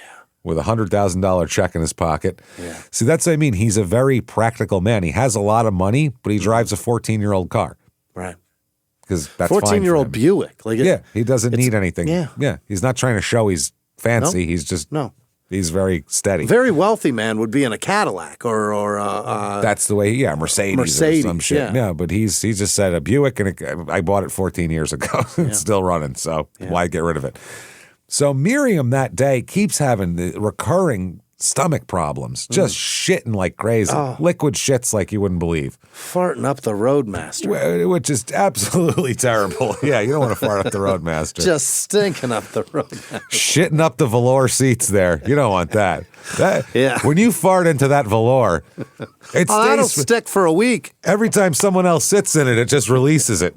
It releases more fart bump juice. Going down the road. Did you do it again? No, it's just coming out of the seat. You should have went with the leather interior, you cheap fuck. That's all I'm trying to tell you. Did you get the velour? You had to get the velour. Nice. So she's got problems. She has to use the bathroom. She uses the bathroom. Then a little while later, she has to go again. Yeah. Now, at some point here, from the parking lot, they came out. He's got the check, and they're going to leave. But she goes to the trunk of the car. She says to change her shoes before she goes to shit again, apparently. Okay. Now, Alan, sitting in the car, glances in the rearview mirror and sees smoke coming up and sees that his car is on fire. The back of his car is on fire. So he gets out fast and yells at Miriam to grab a water or a fire extinguisher or whatever they have, and they put the fire out. It's not that bad. It's the trunk area is a little bubbly, like the cheese of a good pizza, and the rear tail lights kind of fucked up, I guess, melted a bit. But the car's not destroyed. The Roadmaster will live to see another day. It's a tough car. Yeah. They also find a wooden wick, basically, jammed into the gas tank of the car. Oh, God. That's what was on fire, okay? So they call the police when they see this isn't an accident. Someone tried to set our gas tank on fire. This is a problem. So the Delta police sergeant who comes, we'll hear from him all through the story, Sean Wells here, thought that Miriam's behavior was super strange, real evasive and all sorts of shit, right? She didn't want to talk to him. And when he started really asking her specific questions, she said, I need to use the bathroom, and just walked away in the parking lot. Now, there's a restroom right there. Instead, she walks across 4 lanes of traffic to use a bathroom across the street. I'm going over there. I already fucked this bathroom up. I mean, I leveled that shit. Unless there's been a cleaner in passing there. traffic to muffle these sounds. Yeah, I'm going to be farting all the way across fucking Main Street over here. So she did this, and she wouldn't come back until after the officer had left. Okay, now the investigators later went into the first bathroom she went in that she shit up to begin with. And they found it to be reeking of lighter fluid. Oh. Yeah, I don't know what she ate, but wow. Jeez. Wow. Talk about light a match. I've smelled burned rubber in there a few times, but not lighter fluid. Not lighter fluid. That's something. So the detective said, instead of going back to that restroom, I found it very interesting that Miriam decided to walk across 4 lanes of traffic to go to the restroom across the street at a convenience store. So they said someone tried to light the goddamn gas tank on fire. Yeah. And the other thing is, why didn't it blow up? Yeah. Reason is, Alan just filled the tank. Yeah, it's fumes, not gas that burns. Yeah. If you have a thing of gas, it's not that, you can throw a match in it, it'll go out. You know what I mean? It'll go psh, and it's just liquid. If it's full, that's not, it's when it's half a tank or lower, the top chamber is all fumes. The vapor is the part that's going to light on top of the shit, not the liquid. So, I mean, liquid lights too, but it's the vapor coming off of it that's on fire, I believe.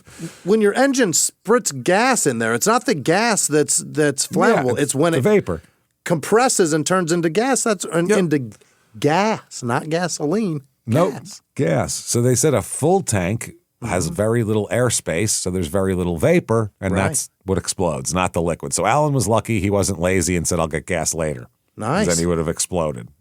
Or somebody's stupid and thought, oh, now it's full, now it'll really go. That's what most people would think. If you're an idiot, you would just think the more gas, the bigger the explosion. Right. This is what you need. Ain't it? So they said that basically the Delta investigation said it was a clumsy arson attempt, and the fuel level saved his life. Nice. But her explanation, because they talked to her about smelling lighter fluid in the bathroom that she was in, she told them that she took the wick into the bathroom at her husband's behest to prevent an explosion. So that's why it smelled in there. Oh, she pulled the wick out, huh? And he said, take that in the bathroom so it won't blow up near the thing. That's what she said. However, Alan said, I don't remember that at all. I don't remember telling her to take it in the bathroom. I wouldn't say take it to the bathroom. No, so who could have done this? They sit him down. What the fuck? And they say, Alan, who the fuck is mad at you? Who'd want to hurt you? And he said, well, a lot, actually. He said, there's 2 people that have had a problem with me. One was at the state bank, the president, the vice president. They were trying to accuse me of an illegal loan, which I didn't make. Okay. So that's one. But I don't know why the people who are trying to, at the state bank that are trying to charge him with something would try to blow him up. That doesn't make a lot of sense. Another's a failed business partner. He said, there's a business that failed, and that guy was pissed off at me. Also, a friend who I testified against as well.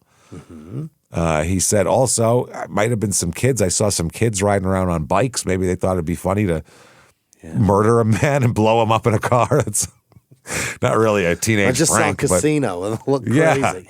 Looked insane. So Alan ran down a list. I mean, he gave them like a dozen people who could probably could be pissed at him enough to kill him. He's in real business. But the police said, we're looking at Miriam. Oh?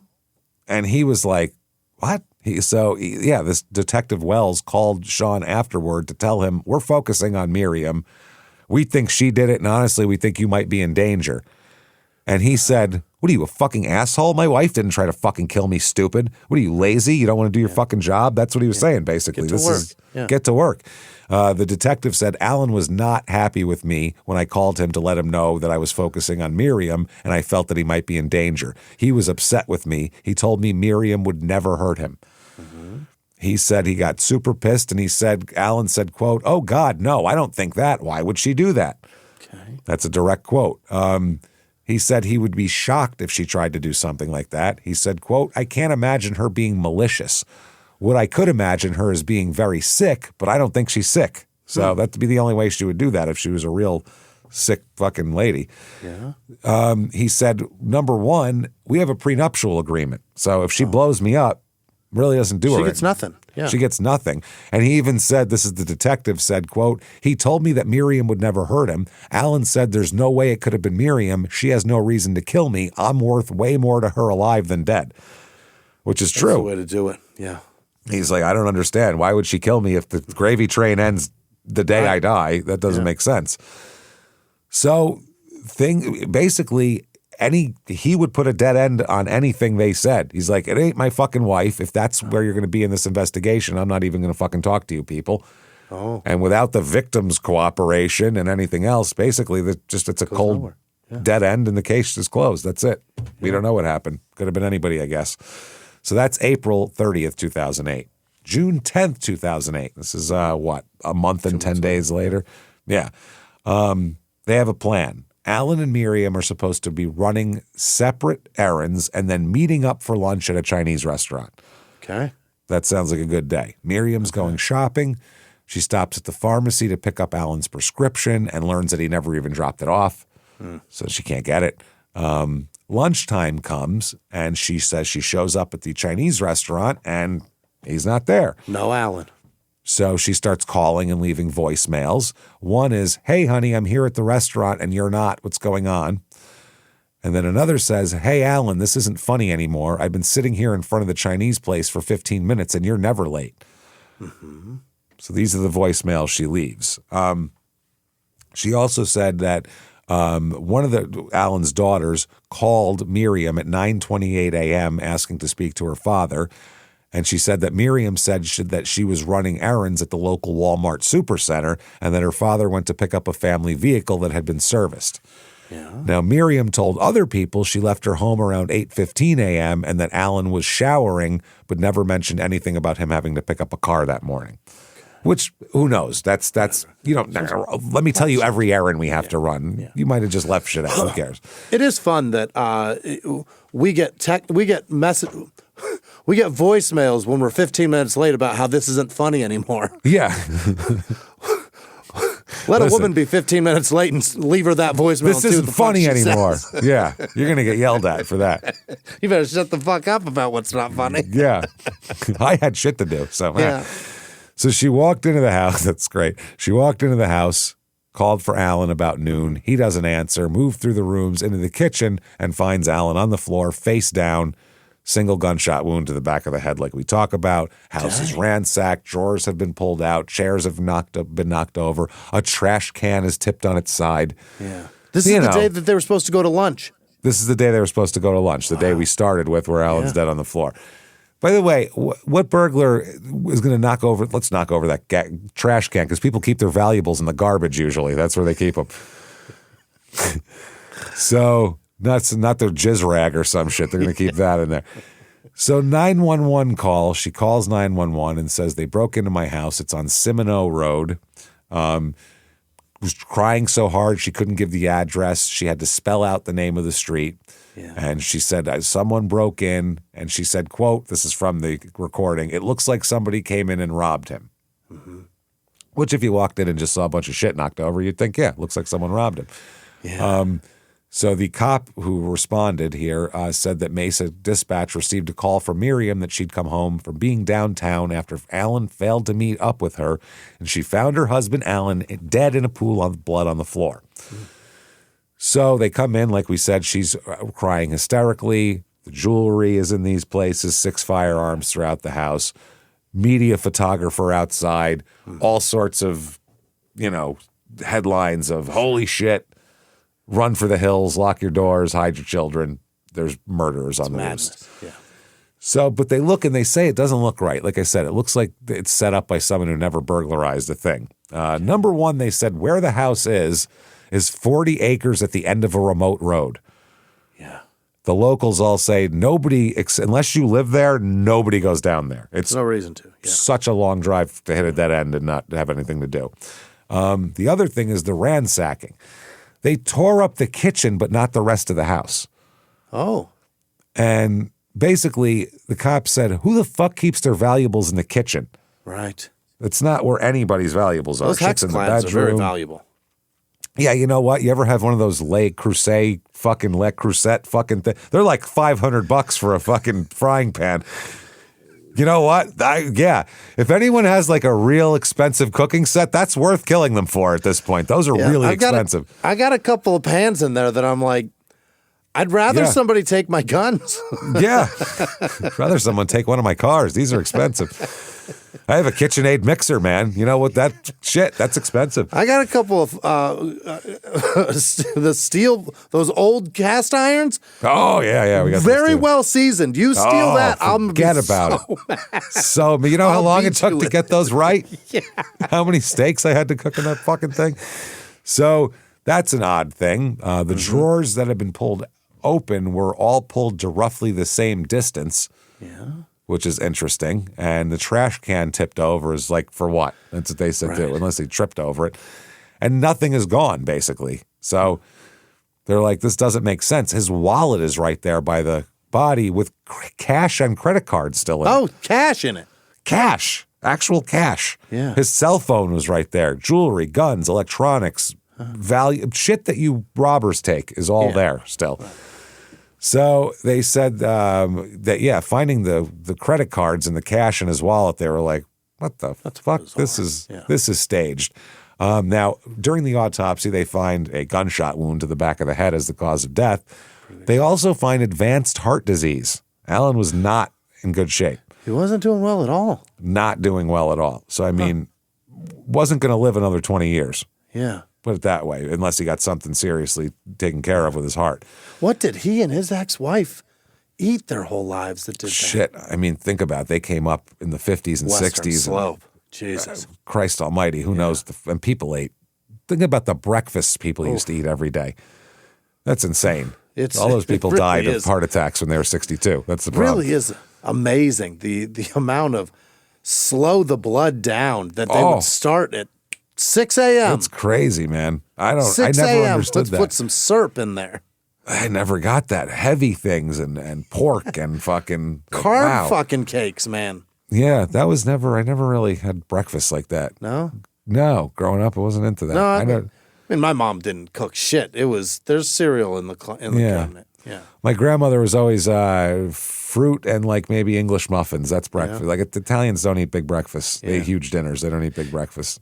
And thankfully, my mom never gave me that like shitty Malta-Meal, the bag cereal. Oh, I got some of that. She always gave me good cereal. You got the bag cereal? No. That's why. Why do you think I'm a freak for cereal now? Because Rainbow it's the cereal O's, I fucking wanted. Fucking cocoa lumps and fucking fruit hoops. I had it all, Jimmy. I'm not eating lumps for breakfast. I tried to make it as unattractive as possible. But I ate fruit hoops and I had all that kind of shit. Yeah, I ate them. Honey cracks.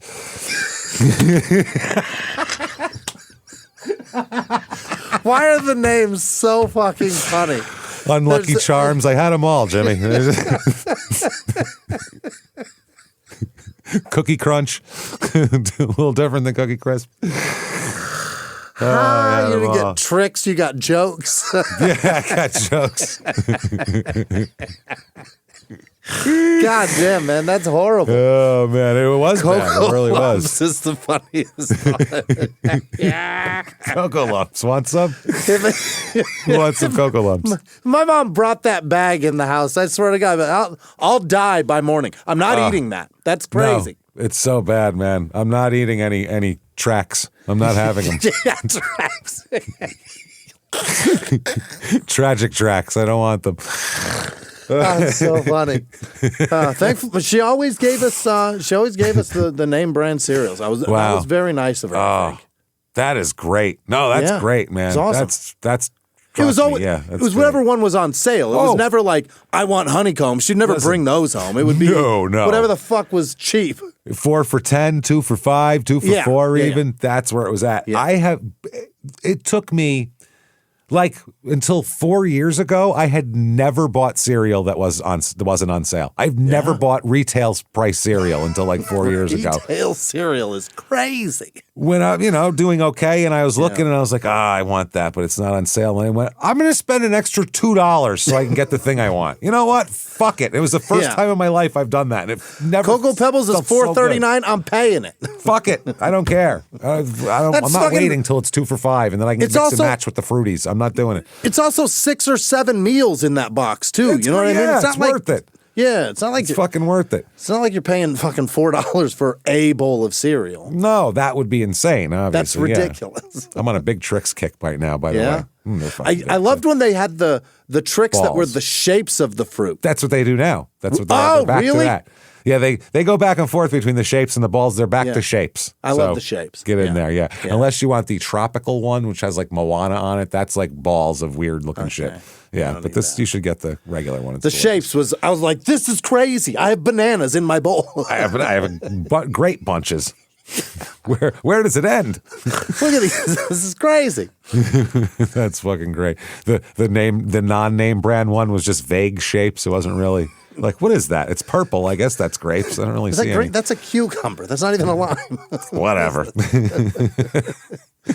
All right. So the other thing, the time of death. Yeah.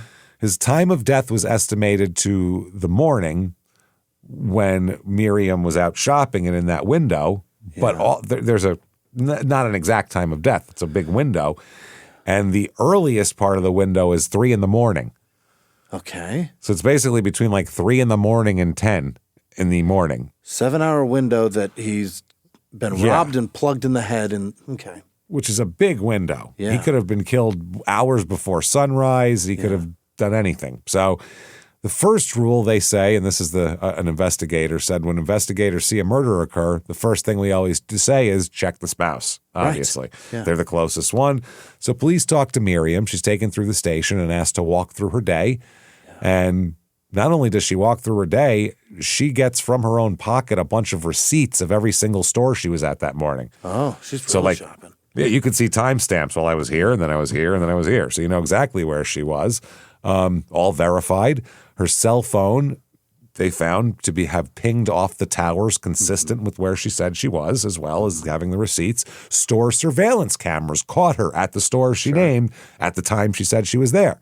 The voicemails were her voice. Mm-hmm. Looks pretty good. The only thing is, they're saying she could have killed him before she went out and did all that.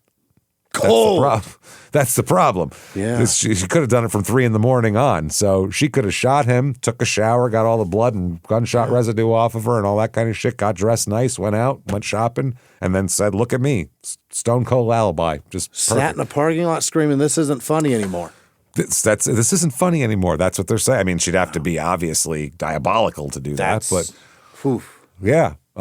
This is the sergeant who worked their firebombing case there said, in my experience as an investigator, most people in that situation would not be frazzled enough to would be frazzled enough to not be prepared to present those things at that time. But not Miriam. She was ready to go and ready to prove that timeline right away, which seems odd. Now, she voluntarily submits to GSR tests, gunshot residue tests, hands, arms, and face, comes back negative. Okay. Her clothing shows no significant blood transfer either, other than when she was leaning, things consistent with her being like that. No like high velocity spatter or anything like that.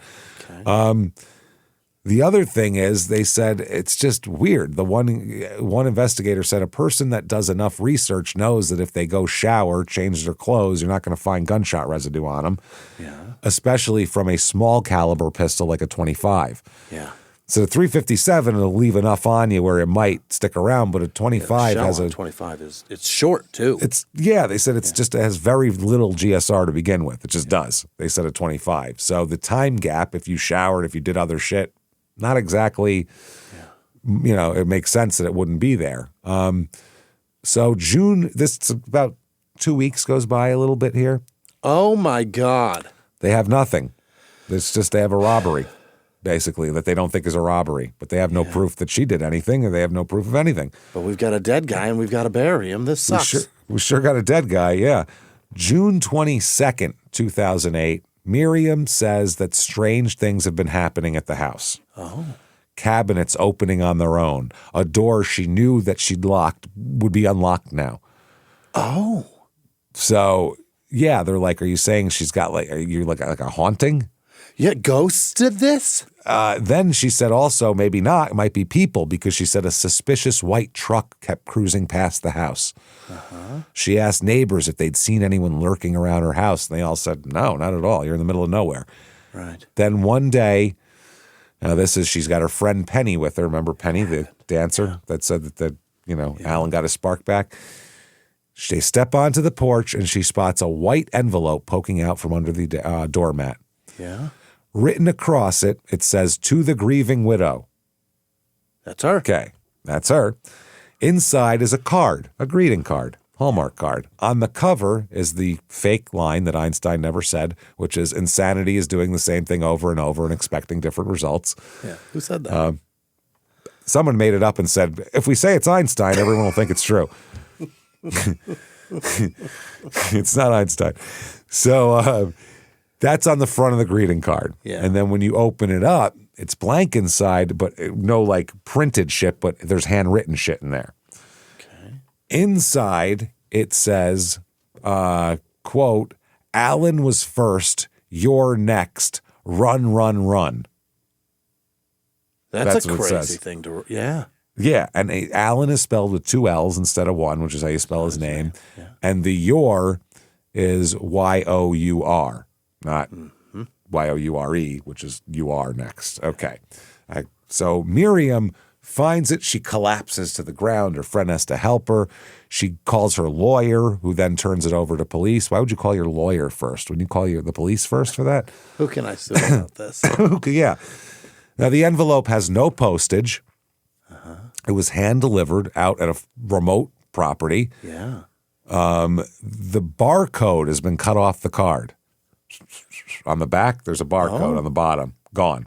Why would you do that? In the back corner. To make it untraceable. What they think would be untraceable.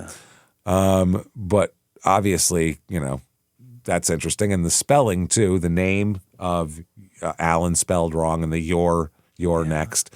So they looked at all this and they thought, basically a stranger stalking this widow knows her dead husband's name. Maybe she saw him in the paper. This guy died because there's been a lot of home invasion, and they put the address. I got their address. It was in the newspaper like crazy. The 2 L's is how you spell his name, huh? No, you spell it with 1 L. This is a misspelling. Got it. So during this time, his daughter buys the business. Yeah. Purchased one of her father's businesses, the Helmick Mortgage Company, which she then sold 5 months later, made a little profit, which is what he would have wanted her to do, I'm sure. So the family here, including his son-in-law, Josh, told investigators that Miriam was flaunting the fact that she was entitled to everything the couple owned or came into after the marriage. He told investigators when he said, "I knew this would happen." He said, "I knew this would happen the day of the death," referring to because he was wealthy. Now the investigation goes on. They talk to their housekeeper.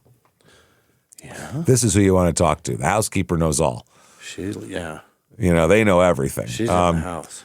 She's in the house, and also a lot of people treat housekeepers like furniture, like they can't hear what you're saying. Right. Overhearing your conversations. Yeah. They've seen your shit streaks. They know all about your shit streaks. They know, they know shit before you know shit. Right. So this housekeeper, and she's been there for years, said that they were normally very chatty, but on the day before Alan was killed, they were not talking to each other. Oh. She said you could cut the tension with a knife. And she said that there was just something wrong that day. Miriam was sitting at a desk and, quote, had a look of hate and anger on her face that she thought was like, woof. She said, quote, I can still see that look. Icy. So she said she went to the home on June 9th, which wasn't her regular cleaning day, but the Helmicks were expecting guests. So she went and she said Alan and Miriam walked into the house together while the cleaning woman was in the middle of her work. And they said basically next to nothing. Mm-hmm. She said it was very strange from the time they walked into the door. It didn't appear that Alan wanted to talk. It looked like a couple that was fighting and then they've walked into a third party and now they have to both shut the fuck up because they're not going to pretend everything's fine. Then investigators began looking into Miriam more, and they found out, this is from an affidavit, quote, Miriam Helmick was transferring funds from Alan Helmick's personal checking account to herself and the Dance Junction account without Alan's knowledge before he died. Oh. So the Dance Junction here was in debt by the spring of 2007, as it, of course it is. Yeah. According to the affidavit, Helmick was making out more than $16,000 worth of checks from Alan's checking account to the dance studio and herself and signing the checks, which she was not authorized to do. Whoa. Okay, so she's been doing this for a while. She has been forging Alan's signature on a bunch of checks to herself, to her businesses, to the horse operation, and then she'd pull the money back out of those businesses and put it in her pocket. So she wasn't actually paying the bills of the businesses. She was putting it in and pocketing it. Yeah, she's making it look like she was paying the bills, but she wasn't. So I guess 10 forged checks are what we're talking about here, but they think there was more than that as well. There's a couple of different accountings of this. Some people say about $40,000 and some people say about $16,000. Mm-hmm. Not sure. But either way, Alan never noticed it. And it's thousands, either way. Didn't mistrust her. At some point here, a very large amount of money, reporting puts it about $140,000, had been moved out of Alan's personal checking account to pay down 2 commercial loans. Uh-huh. Now, these were loans that people that know Alan said he would never have done. He said he would have never handled it that way without driving to the bank in person and sorting it out face to face. That's how he did things. The bank wanted the balances paid. They tried to call Alan and got Miriam and got the voicemail, got the daughter. These are the people they were sending these letters. This is the letter they're sending. Hey, where's this money going? Yeah. So that's what they said. And they said that, that maybe this was what this is. That because they were trying to say she has no motivation because of the prenup. He's hemorrhaging money. But they say, yeah, but the thing is, if he finds out about this and divorces her, then she gets shit. Right. And she kicks his ass. Court, he's getting that money right the fuck back if she's still got it. That's the other thing, if she's embezzling it or whatever. Yeah. So that's the thing. So they're like, look, at this point, it might have been better for her to be that he was dead. Oh, boy. One friend said if Alan learned that Miriam was stealing money from him, he would have kicked her out and divorced her, period. Yeah. That's it. Hard stop. So it's interesting. His accounts are being looted. Loans are being taken out in his name. It's not good. This was all before he died. Yeah. Then they show phone records here that they look, because they're really looking into Miriam now. Yeah. And they show, this is fucking crazy, she called her husband's cell phone from April 1st through June 12th. She called him 217 times. God damn. Which I don't even know if that's a lot. Calling would be a lot, I guess. How long? How big of a month? This is 2 months and 12 days. That's not a lot. It doesn't, yeah, that's 4 times a day. 4 times a day if they were out or whatever. I was going to say, when I'm on the road or something, me and Sarah are just back and forth the whole time. We talk, constantly calling each other back and forth. The weird part is, that's not the weird part. The weird part is there was only a conversation twice out of 217 times she called her husband. He never answers her. The rest went straight to voicemail. And they said 153 calls were bounced off a cell tower just across the street from their home, suggesting that both of them were in close proximity. So this is in the house, they're calling. Now, what they figure is through this, Alan had just one saved message from April 1st through the day that he died on his phone. On the morning of June 10th, Miriam left 4 voicemail messages on her husband's phone. All of them were played later on, and we know what that is. It's not like you to call me, give me a holler, all these, and then the ones we told you. So they're like, what? Why would he? You know what I'm saying? Why would he not answer? Well, why is okay? There's no messages left any other time. Yeah. So why on this day is she leaving 4 voicemails when the whole rest of the time she only left 2 in 2.5 months, but she leaves 4 this 200 morning. times he doesn't answer you anyway. What do you mean it's not funny? He never answers you. Yeah, and a lot of those they think were her checking his voicemail. Oh. Also, because remember you used to have to call your voicemail, right? Yeah. Yeah. So the investigators also learned that the time, what she was doing around the time of the death wasn't consistent with her usual schedule. Right. One of Alan's daughters said it made very little sense why Miriam would call Alan several times the day of his death because she kept his phone in her purse most of the time. So he probably didn't even have it. And according to phone records and receipts and all that kind of shit, she said she started running errands at 9 a.m. at the Orchard Mesa Market at 176 29 Road and went to several other stores until about 11, went to get Chinese food. He never answered. She went home. During her errands, she called 6 times and left 4 voicemails. Wow. Now, the other thing they learn is they really wanted to figure out what's up with that card, because if someone did put that card on there, obviously they'd be someone they would want to talk to because that's like a murdery thing to do. So they need to find out who did this. Now, there's no prints, there's no DNA, so someone did this right. The card itself, though, has no barcode, but someone made this card.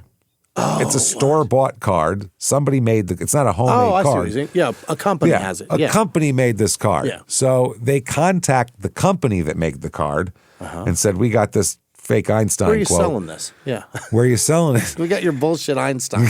You got your horse shit on there. It's probably got Einstein's face on it too. And they said, well, it's only sold at 3 stores in that area. Okay. So that's good. Narrow it down. They went to the stores, and a loss prevention officer at a city market, which is about 10 to 13 miles from the Helmick home, said that exact card had been sold there recently. Okay. And I have video if you want to see the person buying it. That's amazing that they can just based on this barcode, we know exactly when it didn't even have a barcode. How many of them? Yeah. It didn't even have a barcode. Right, but the ones that exist, you can just pull that barcode and be like, this barcode's been run this many times. Totally, absolutely. So they get the tape. It's a VHS that they record over all the time. So I mean, you can't. It's snowy and everything, but they can see it's fucking Miriam buying the card. Oh, Miriam! It's Miriam. How dare you? You threatened yourself. She carried it up to the register, paid in cash, and walked out 4 days before she found it under her doormat. She was also wearing the same style of shirt that she had walked in with during her interview. So, like, it's definitely her. She's even wearing her shirt that she wears. How do you walk into the card aisle and go, this one's creepy? This one will do. Yeah, it's fucking because it has nuts. the word insane on it. Insane, and I'm going to do it over and over again, meaning I'm going to kill more. So now they have the tape. They know she wrote the card. They know that she has been fucking around with the money. They know that the bank wanted to talk to them. They know all this shit. So they're like, we got to go talk to her. And confronted with the tape, she said, okay, fine, I wrote the card. First she said, absolutely not. And then they showed her the tape and she went, okay, fine, I bought it. It's me. I mean, the easy thing to sidestep that is say, I bought a bunch of cards. Why would she only buy one? That's a stupid move.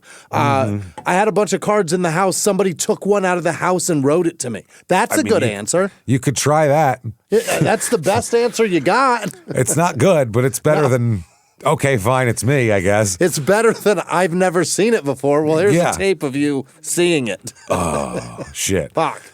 So her explanation was that I didn't do it to throw you off the course or I did it to try to help you guys. Oh, God, ma'am.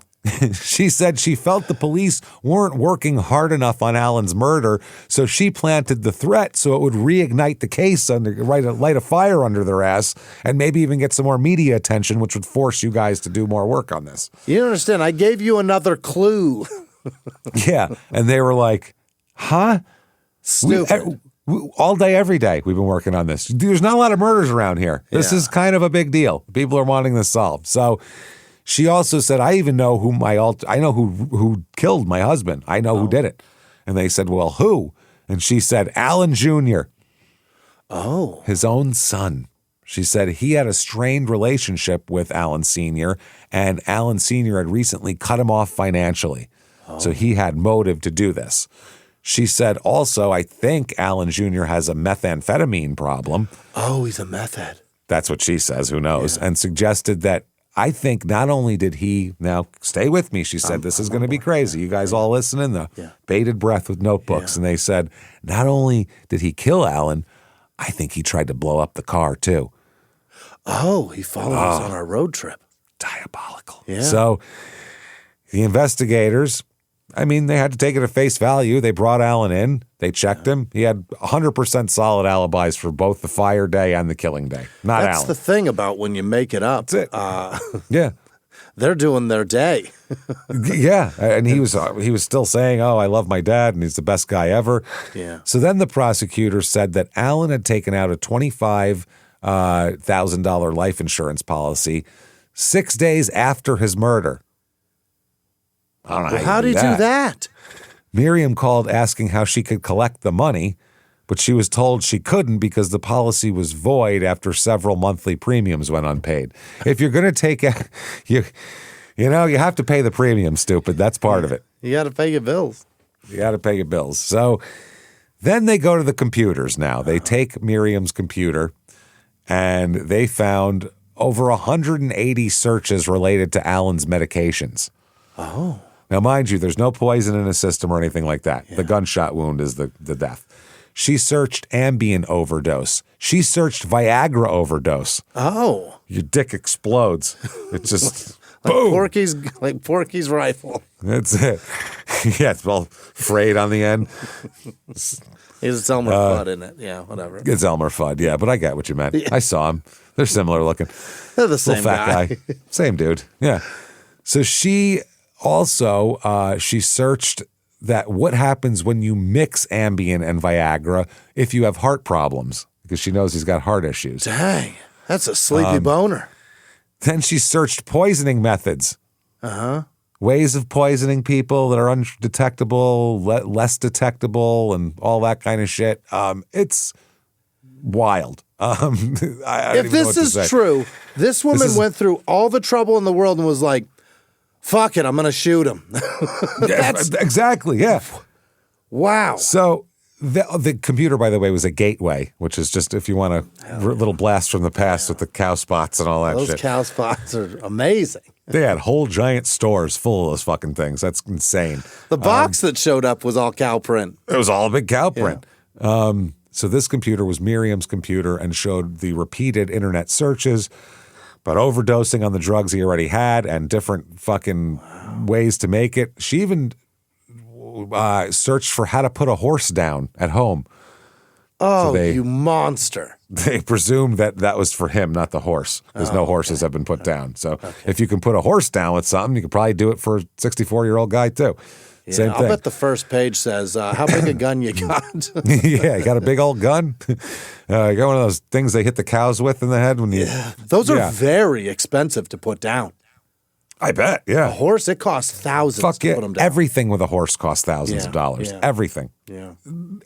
They just know only rich dumb fucks will pay shit for horses, so they just charge whatever they want. Yeah. That's what it is. But when you put them down, I mean... That horse is thousands of pounds. So you put it down, and then you got what? a 600-pound horse you have to deal with. Now it's dead weight. Yeah. It's some are 2,000 pounds, 1,500 pounds. These things are huge. They're huge, yeah.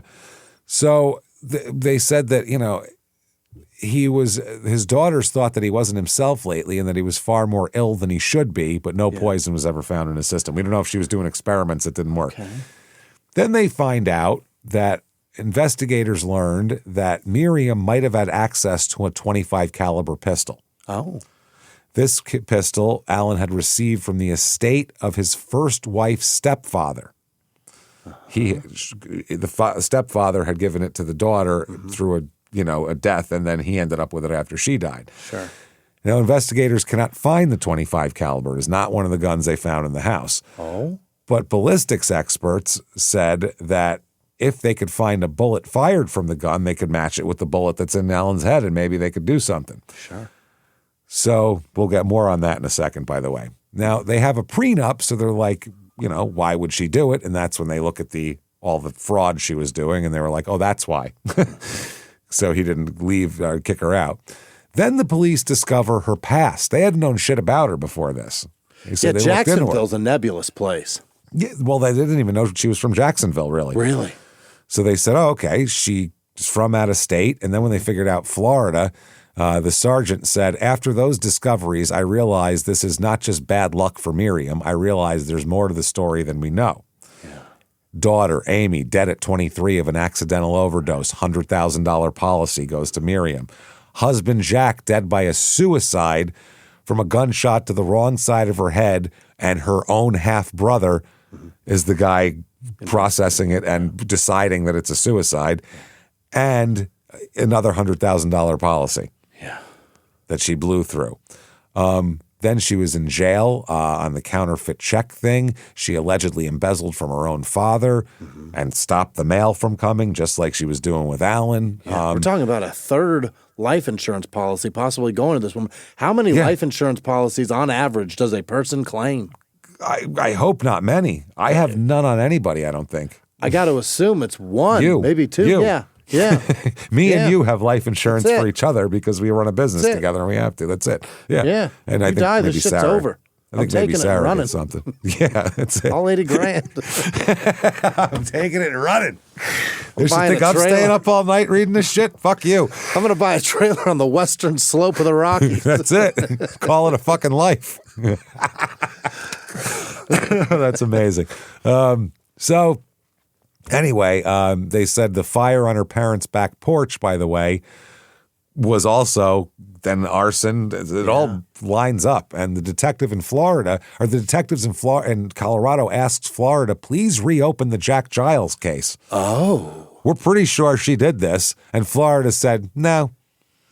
We're Jacksonville. Nope, we're not. Yeah, there's plenty of people die here. We don't care. There are gators everywhere. We don't have time to investigate shit. No, they said that they would not help pursue it as a murder. They'll do nothing for anyone in Colorado or reopen this here. We don't care. Not our problem. We're not investigating anything. Nope. Real nice work down there. Now, Miriam, when they go to talk to Miriam now, they realize she has left. She's gone out of Colorado. She's left the state. She left Colorado, too. She fucking took off. Wow. That's it.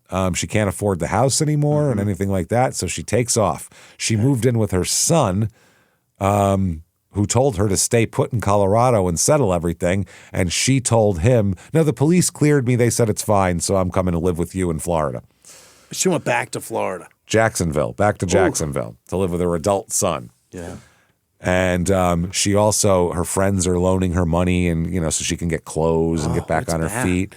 It's bad. So what does she do? Starts dating again. Yeah. Immediately.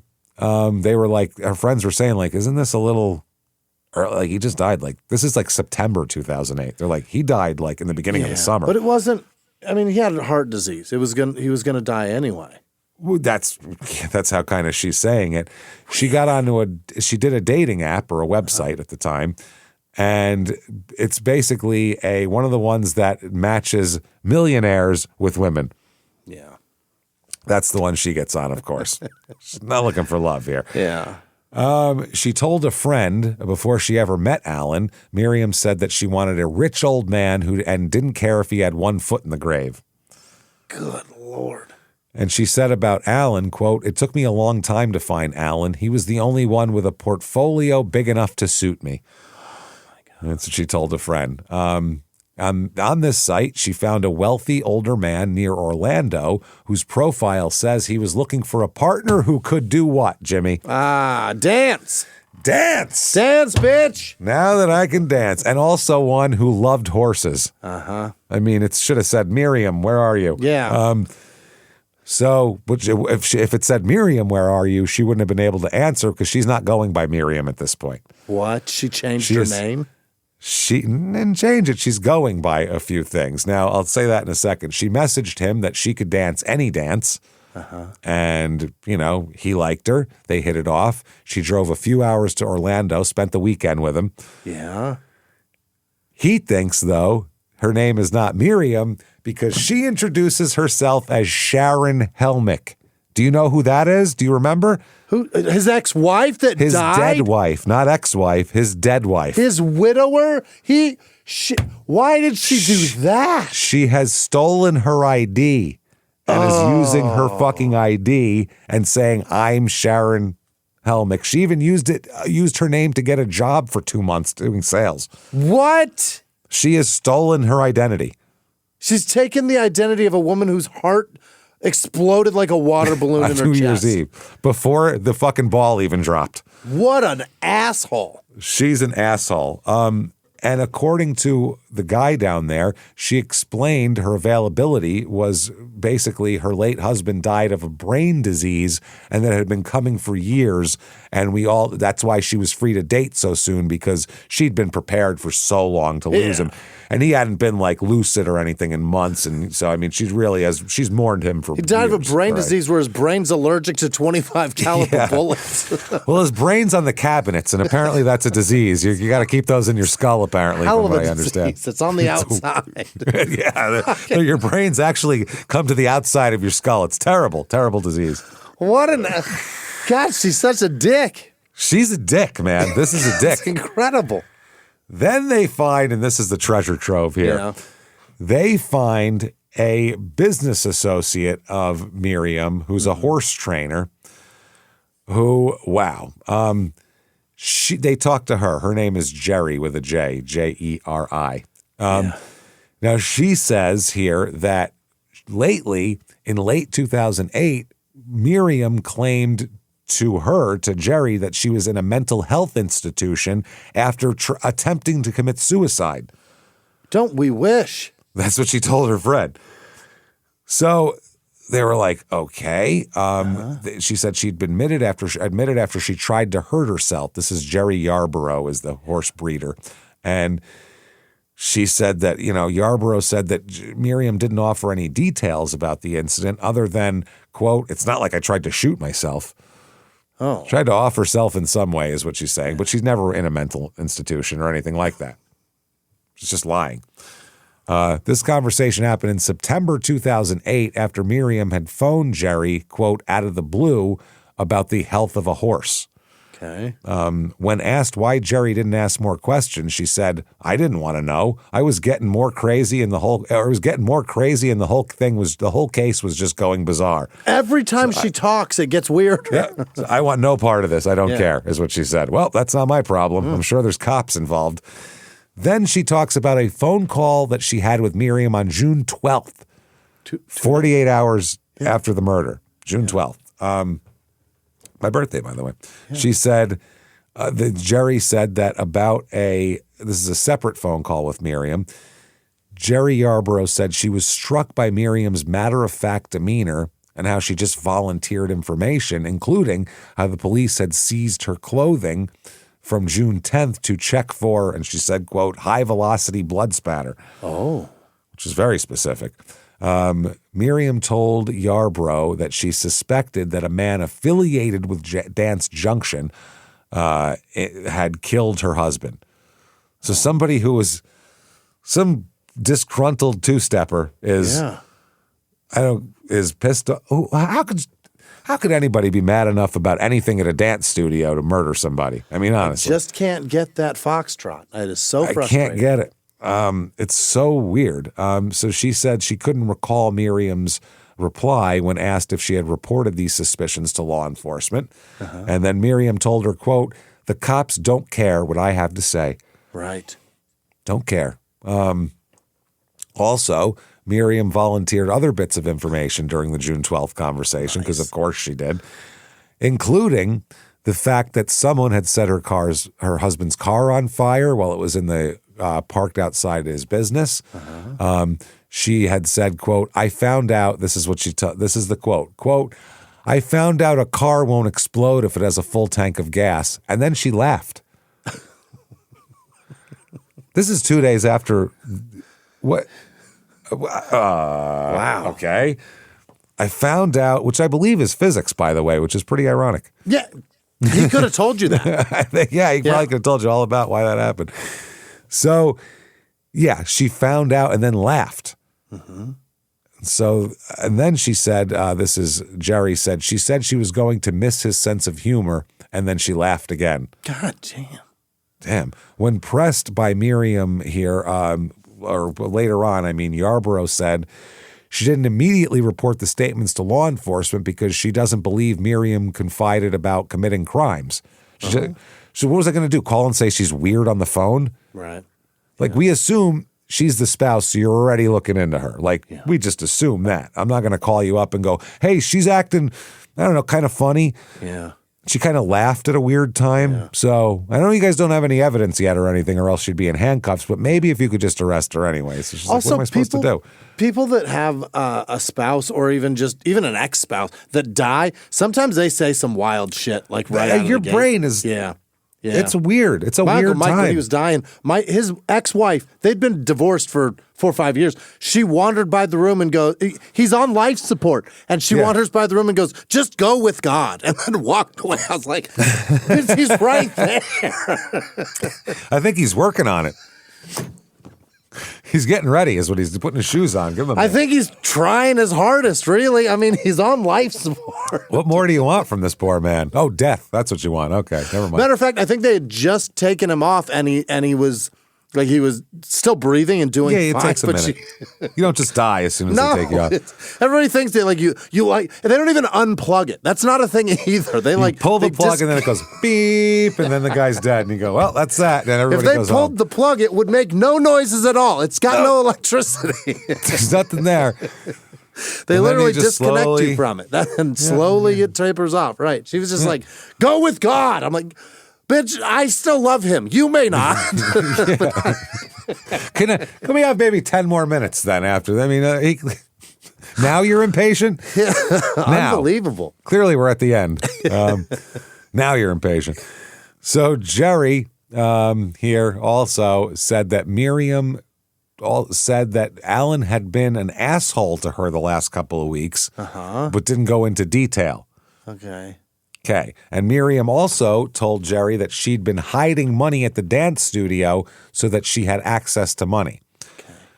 And then she said to Jerry, quote, I sure am going to miss him, and then laughed hysterically. Wow. Cold, man. She's an asshole, just like a dick. Wow. That's fucking wild. And she also said, I didn't know that a full tank wouldn't blow up, and then laughed again. So she's really working on her hot five, James. She really is, man. She has thinks got it's killing. She is. It's 2008. She's still thinking she can get on the Tonight Show or something. It's still a thing to get on a late night show. She's trying. And she's selling the jokes by laughing at them herself. If you do that, it encourages laughter. Yeah, it's like when Dave Chappelle smacks the mic on his leg. It's that. Yeah. It's that fucking cue you to laugh now. And that's training you to laugh is what that is when a comic does that.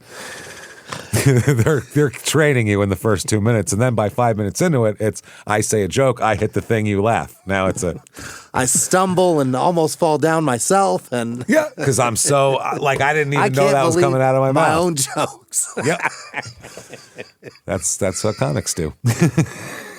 Sadly enough, you want to. Behind the scenes, that's what it is. I am shocked with how amazing I am. All right. I'm cracking my own shit up, and it's wild that you folks found it so funny, too. Weird, you right? You see it. You see where I'm going? Yeah, you see. You got it. So, prosecutors here, they want to try to figure out if she actually tried to give him CPR. And this is one of the things that happens in a lot of these cases. The Lori Vallow Daybell case, they found out in Arizona that she wasn't giving Charles Vallow CPR. And Corey Richens also pretended to do CPR. And neither did her brother. And bullshit, all bullshit. So the prosecutors they have a bunch of people they're trying to round up here. So they said that she's heard on the 911 call sobbing as the dispatcher tries to coach her through CPR, which, by the way, she's at least like acting hysterical. Corey Richards doesn't even try on the 911 call. Like, they're like, do CPR, and she's like, nah. And they're like, can you pull him off the bed? Can you get him on the floor? And she's like, nah, I don't know, no. Like, she's real, just like, I don't know, I can't do it. She called him heavy or something? That was later when she's like, he was just so cold and heavy. But on 911, she might have said that. But they were like, you should do this. And she's like, I can't. And they're do like, it. There's no can't, bitch. You have to. And she's like, okay. And then they're going 1, 1,000, 2, 1,000. Count with me. And she's like, 1, 1,000, 2, 1,000. Not out of breath from frantically She's doing not doing chest anything. compressions. She's not doing shit. So she's heard doing that. And as they're coaching her through CPR, at one point she tells the dispatcher she's following the instructions. Okay. Now, former a county sheriff deputy who was the first law enforcement on the scene said that he'd been advised by dispatchers that she was in the process of performing CPR on her husband. So this guy expected to walk in on CPR, but when he walked in, Miriam was just kneeling on the side of her husband, but not performing any form of CPR. Yeah. And he also testified she had no blood on her face, hands, or clothing, and no bloody towels were found there. So it's not like she was giving him, was blowing in his mouth and then wiped her face off or something. None of that shit. So a doctor who's a forensic pathologist to examine Alan also said he found no evidence of bruising or fractures on Alan's chest, which you always get from CPR. If not fractures, at least bruising. Right. Especially when someone's frantically doing it because they're bashing down on you. You see a lot of marks. people don't know to put firm pressure to do it. They're just fucking whacking away. Yep. And even that leaves bruising because you're doing it hard and you're pressing past the point where it should go. So you're doing that, and it'll break your ribs or sternum a lot of times. So the doctor said that he believes no attempt was made to ever revive Alan. Wow. Okay, now the bullet. Here we go. Because right now this is all very circumstantial horseshit. Yeah. This is. I mean, it looks bad. It's She's a mountain dick, of circumstance. But where's the smoking gun, Yeah. so to speak, right? So the murder weapon's a .25 caliber, never recovered. But Alan's daughter remembered there had been a .25 caliber in the house in the past, belonging to her mother Sharon, handed down from Sharon's stepfather, like we said. Now, this daughter really good shit here. She said, okay, about 20 years ago. Yeah. Right away, it's an eyebrow, right? 20 years ago, probably 1989, Sharon's stepfather, who had the .25 at the time, when he's obviously still alive, got into an altercation near his home and struggled with a neighbor who tried to intervene and fired a shot into the ground to dispel the situation. What? The stepfather. He got into a scuffle with a neighbor and Another warning neighbor jumped shot in. into the ground. And I guess it was 2-on-1, and he said, fuck this, boom, who wants some? So, and in the ground is better than in the sky where it would have landed on somebody. So, One shot, warning shot into the ground. Into the ground. Yeah. Now, this is a long shot because they're like, okay, if we could recover that bullet, and it's the same gun, which they don't know it's the same gun, it's a .25 caliber, which is not an uncommon gun. No, it's a Saturday Night Special. Women carry it in their purse all over this country. Yep. So there's they don't know it's the same gun. But if they could find on a 50-acre property where he shot into the ground 20 years ago. And he may have mowed since then. That's the thing about a .25, too. God knows. It's not a lot of powder behind it, so it could have just hit the ground and bounced off. He may have mowed and took that shit somewhere else. Shot it into the woods, or there's no woods around here, but into the mountains off the mesa. I don't know. Shot off onto the plains somewhere. Yeah, somewhere down into the desert there where those poor people are farming on the hillside. Landed in some buffalo shit somewhere. That's very possible. So this is a real, they heard this and they're like, what are the fucking odds of this? This is stupid. Metal detector, but they said something, anything? Whatever. So they said, let's go look. So they go to try to find a 20-year-old slug pumped into the ground. by a man nowhere near connected to this fucking case. I mean, a dead woman's dead stepfather. On a random shitty afternoon. A dead man's dead wife's dead stepfather. That's whose bullet we're looking for here. It's a lot of death. So they want to see, they said the gun, basically it was the gun Miriam had access to at 25. So they were like, who knows? So the neighbor who'd been there 20 years earlier still lived nearby. Oh. And was willing to go over and show them the rough area that this happened in. He remembers too. Well, yeah, you're going to remember that when your neighbor busted a shot off because there was a scuffle.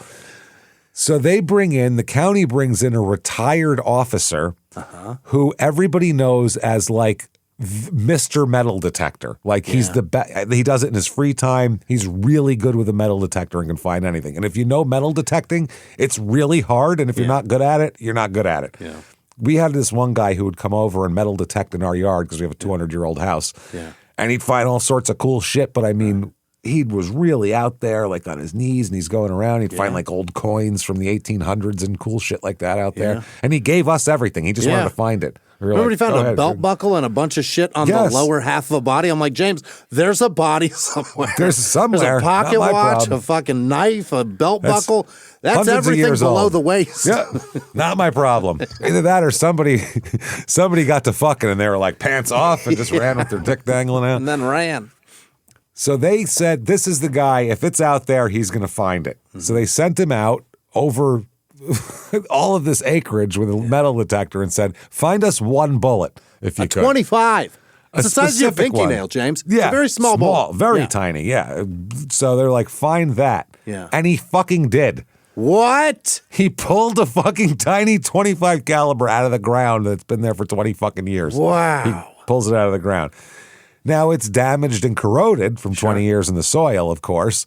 And they said, shit. And it was damaged from impact. The fatal bullet's damaged from impact. But the firearms examiner, looks at them and finds the rifling and striations consistent. You can consistent enough to conclude they've been fired from the same gun. Wow. Think about that's good police work. No shit. That is, and not even police work too. That's also great thinking on the daughter's part to go, hey, this might be nothing, but I think there was a 25 involved, 20. I mean, think about the memory for that. Yeah. Who the fuck knows what gun your step-grandfather had 20 years ago? I mean, it's probably the only event she remembers from that gun. Maybe, yeah. I don't think you're going to forget that when the barbecue was ruined. But how would you know it was a 25? And how would you say, I bet it's the same 25? Like, that's crazy. I wouldn't have known that. So, anyway, they compare Western Slope people know fucking firearms. They know firearms. Boy, they need to. So then the car fire they talk about too here. This detective didn't throw anything out. So when Mesa County called Delta to ask on the off chance whether anyone had kept evidence from that failed arson that they closed the case on, Detective Sean Wells said, I got everything. I got the wick. I got it all. And so I have the pull came out of the device. It's in the evidence room.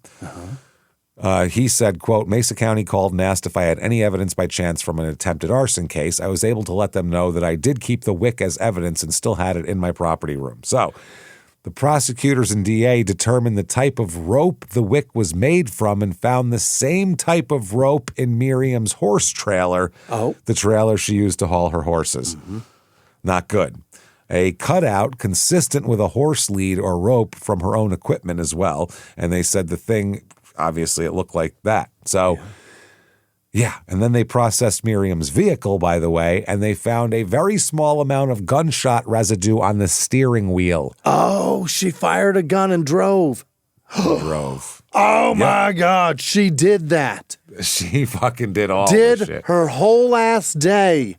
She is with a little bit of gunshot residue on her hand, and it must have worn off by the time they were doing a GSR test, it was 12 hours later. Yeah. She had taken a shower, done errands, probably washed her hands 10 times. So December 8th, 2008, in Duval County, Florida, she is arrested. Wow. She is charged with murder, attempted murder, because they're charging her for the arson attempt, and 10 counts of forgery also for all the checks. Oh, shit. It might be 11 counts with the insurance thing, too. Now, they take her into custody, and when they arrest her, the ID she has on her is Sharon Helmick's ID. Oh, fuck. Wow, they should add identity theft to it, too, honestly. That's just par for the course in Florida. That's just normal down there. Par for the Florida course, everybody. That's just the sixth hole in Florida. So, and that fucking Casey Anthony pretended she stole the. I mean, she didn't even. She's invented an identity. An identity, a job, everything. Yeah. I work down this hallway. Yeah. Where's your office? Shit, never mind. So Florida. It's so Florida. So she's returned to Colorado. She appears in court, and she's charged with all these things. She cannot make bail because it's $2 million. Ooh. A little pricey. And Alan's oldest daughter, Portia, is in control of his assets. So that's that. She's not alone. Now, her new boyfriend, Charles Kirkpatrick. Yeah. This is unexpected for this poor bastard. He will surface up as a witness too, and he said he already kind of got out of the relationship. Yeah. Not because he thought she was a murderer, but he said that he was scared off by she was pushing too early and too often to move into his place already because she lived with her kid. Yeah. She wanted out. So I need a house. Yep. And then they talk about what about her first husband? Well, J.P. Morgan, who at the time this was going on was still a deputy with the Jacksonville Sheriff's Department. Yeah. Was among the first law enforcement officers who arrived at the scene. The death was ruled a suicide, and they said it's very obvious. This is an assistant DA in Colorado, said it's very obvious Jacksonville law enforcement did not take this very seriously as a homicide investigation. That's crazy. Then they find images on her computer for 39 driver's licenses. She's got 39 other people's IDs? We don't know if these were for future schemes or past schemes. We're not sure, but she had 38 because 39 was Sharon's. So 38 besides Sharon's. This is crazy. So we don't know what she had planned, and she's not telling anybody. So she's just going to run until they caught on to that person and change to another person? Yeah, she doesn't seem to really be planning things out very well. She's bad at this. She's not good at this. No, because she's a fraud person who just kind of robs Peter to pay Paul. And when you get murder involved, you can't rob anybody to pay that back anymore. She's also an 80s and 90s fraud person. She's not a 2013 fraud person. No. She's not. She's like a catch me if you can. I'll wash this check. She's not a let me get inside the account and do some hacking and some move. Yeah, this isn't. And she forgot that they already got fail safes for our wash this check thing. Exactly. Yeah, because of that. Yeah, because that happened 30 years ago. Idiot. So the trial comes up, and there is a pretrial ruling about the Jack Giles case. Oh. Whether that can be brought up, her first husband. The judge rules that evidence about Jack Giles' death is inadmissible and too prejudicial. Especially, because it's still a suicide. It's still technically a suicide, and they said if a jury heard about her dead first husband shot in bed and then signed off on by her brother, it's not going to look good. Oof. And basically, they're going to convict her on that alone, essentially. Yeah. So the prosecution does their opening, and they say Miriam repeatedly accessed the voicemail of her husband's cell phone in the months leading up to his killing. They said that they're seeking to illustrate what they allege is a pattern of isolation and they're already calling it coercive control even back then. They're saying isolation and control by Miriam just before the shooting death of Alan. And her attorneys obviously say that the authorities can't prove why she was prying into her husband's phone messages. True. Can't prove it. Yeah. At one point, they're talking about all of that. Like there's no reason for it, so what do you care? Now, the prosecutor, who's opening remarks for about an hour, which is a good time, not too long, but not so short that it's like, Jesus, they don't have anything. Right. They said that you're going to hear from a man who went on a date with Miriam in the fall of 2008 in Florida. there, so you're going to hear from that guy. She met the man in an online dating service catering to millionaire men, so that will make her look like a gold digger at that point. The man will testify that Miriam told him that Alan's death was natural and that it wasn't much of a shock. Mm-hmm. That looks bad. I mean, but her being a liar doesn't mean she's a murderer because she lied to a guy she's in a fucking relationship with. That's not enough. But if you add it all up, Alan was purposely isolated from his family. They said when someone on the path to loneliness crosses path with greed, the results are devastating.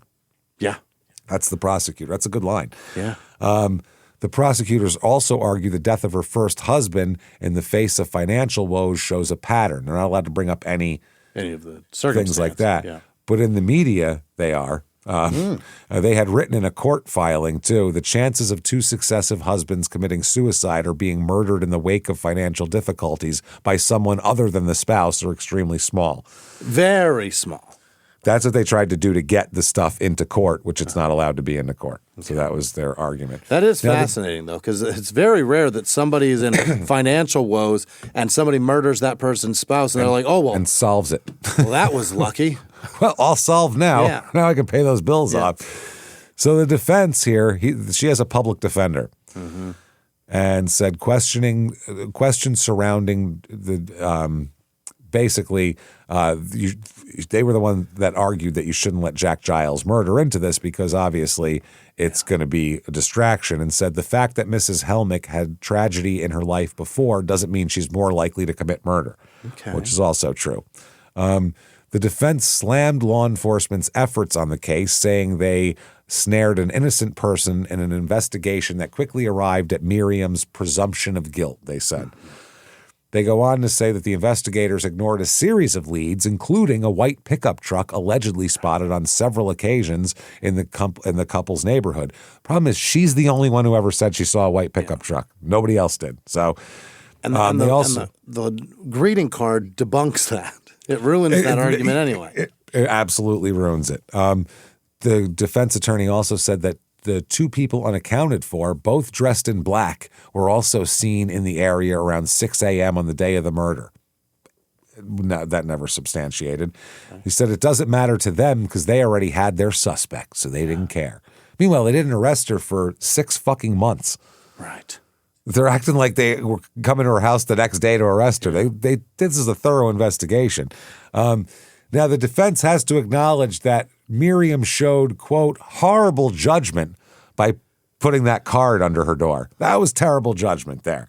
I'd say that was bad. Yeah, that really fucked our whole case, to be honest. I get it that looks bad, but look at it this way. The defense says, look, we don't have to prove her innocent. All we need to do is show you reasonable doubt. There's no gun, no eyewitnesses, no confession. What are we talking about? You don't have a murder weapon, you have nothing. And so it's pretty strong. There was no motive because of the prenup. They said she didn't get a bunch of money from him. As a matter of fact, it cramped her whole lifestyle. Yeah, and the fact that you've connected a bullet in the ground with a bullet in his head, what does that mean? That his ex-wife did this? His widower did this? Yeah, definitely not Sharon. We know for a fact it's not her. Yeah. No direct evidence. No gunshot residue on her hands. Verified alibi, receipts, cell tower pings, store surveillance, voicemails in her own voice. What are we talking about here? Okay. Again, those are easy to set up an alibi, though. And they said he's also genuinely sick, so there is no isolation or coercive control. It's just a sick man who didn't feel like talking on the phone. That's all it was. The poisoning theory, they said there's no poison in his body. They even thought he was poisoned, but he wasn't. Like, everybody's got all these nefarious ideas about Miriam, and look at her. She's fine. Yeah. What are we talking about?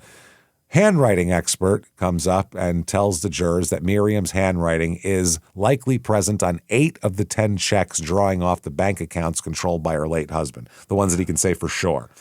So she did a good job on 2 of them. The agent said that none of the 10 checks, totaling just more than $36,000, were consistent with known samples of Alan's handwriting.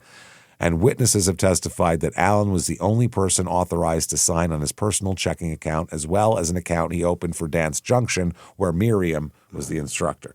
The checks ranging in amounts from $500 to $7,000 were in some cases payable to Alan Helmick for cash and signed Alan C. Helmick, or purportedly signed by him and payable to Dance Junction or Miriam. Okay. So either to cash or to her or her studio. They bring her daughter in also, the Portia Vigil, that's her last name at this point. And she says weeks after that Miriam took off and abandoned the home in Whitewater, she found a folded up prenup tucked away in a desk drawer. Mm-hmm. She said that she read it in court, sections of the document, including a section addressing what should happen to property acquired after Alan and Miriam had married. And they said, you agree it does not say, it does not ever say what should happen to things. And she said, yes. And then she testified that Miriam told her in May 2008 that the couple's prenup allowed for her to take all the property that was acquired after their marriage, because they didn't think she even got that. They were surprised. They said the document appeared handwritten by her father, Portia said. So the horse trainer, Jerry, testifies to all that crazy shit that she said to her, including, I didn't know the full tank wouldn't blow up. Right. Like, not even I never knew that. I didn't know that, like, beforehand. Not I never knew it and then found out after it happened. It's a weird way. Financial witnesses walking the jury through the forged checks, the money routed through the businesses back into her pocket. So just a big poster board up there showing all of what she did, and that looks bad. Also, the ballistics of finding the buried bullet, they compare those, they show her that. The digital trail, the searches for Ambien and Viagra and overdoses and poisons and all that shit, 180 plus queries. 39 driver's license images that spoke to she could disappear and get a new identify. And, of course, the card. They even show the footage of her buying it. That's hysterical. That's so. How do you not crack up laughing if you're on a fucking jury seeing that? Gotcha, bitch. So then Miriam testifies in her own behalf. Yeah. She has to. What are you gonna do? She looks terrible. Yeah. She looks terrible. She completely changes her look. Oh, big glasses and very plain dark pants and a modest sweater and a little gray in her hair, so she looks harmless basically. Yeah. By the way, one of the accounts in the media called her the scheming seductress. Okay. Wow, scheming seductress, and said that she was carefully costumed out of existence and replaced by a meek, bookish widow. Ah. Yeah, look at me. I'm meek. This library woman isn't the sex whore that she is. Oh, yeah. Think I'm crazy for old man Orlando? Dick, hell no, I'm not. I'm just a good book away from a nice, quiet evening with some tea, with some Darjeeling. So she denies she's did anything. She weeps. She recounts the story of how horrible it was to find Alan shot to death and come in the door and all that. So it's basically, do you believe her or not? Or do you believe the evidence? Okay. You're lying, your damn lying eyes. So the verdict, the jury takes 5 hours of interrogation. So fast. What am I talking about? Deliberations. Interrogation. Yeah. 5 hours of deliberations.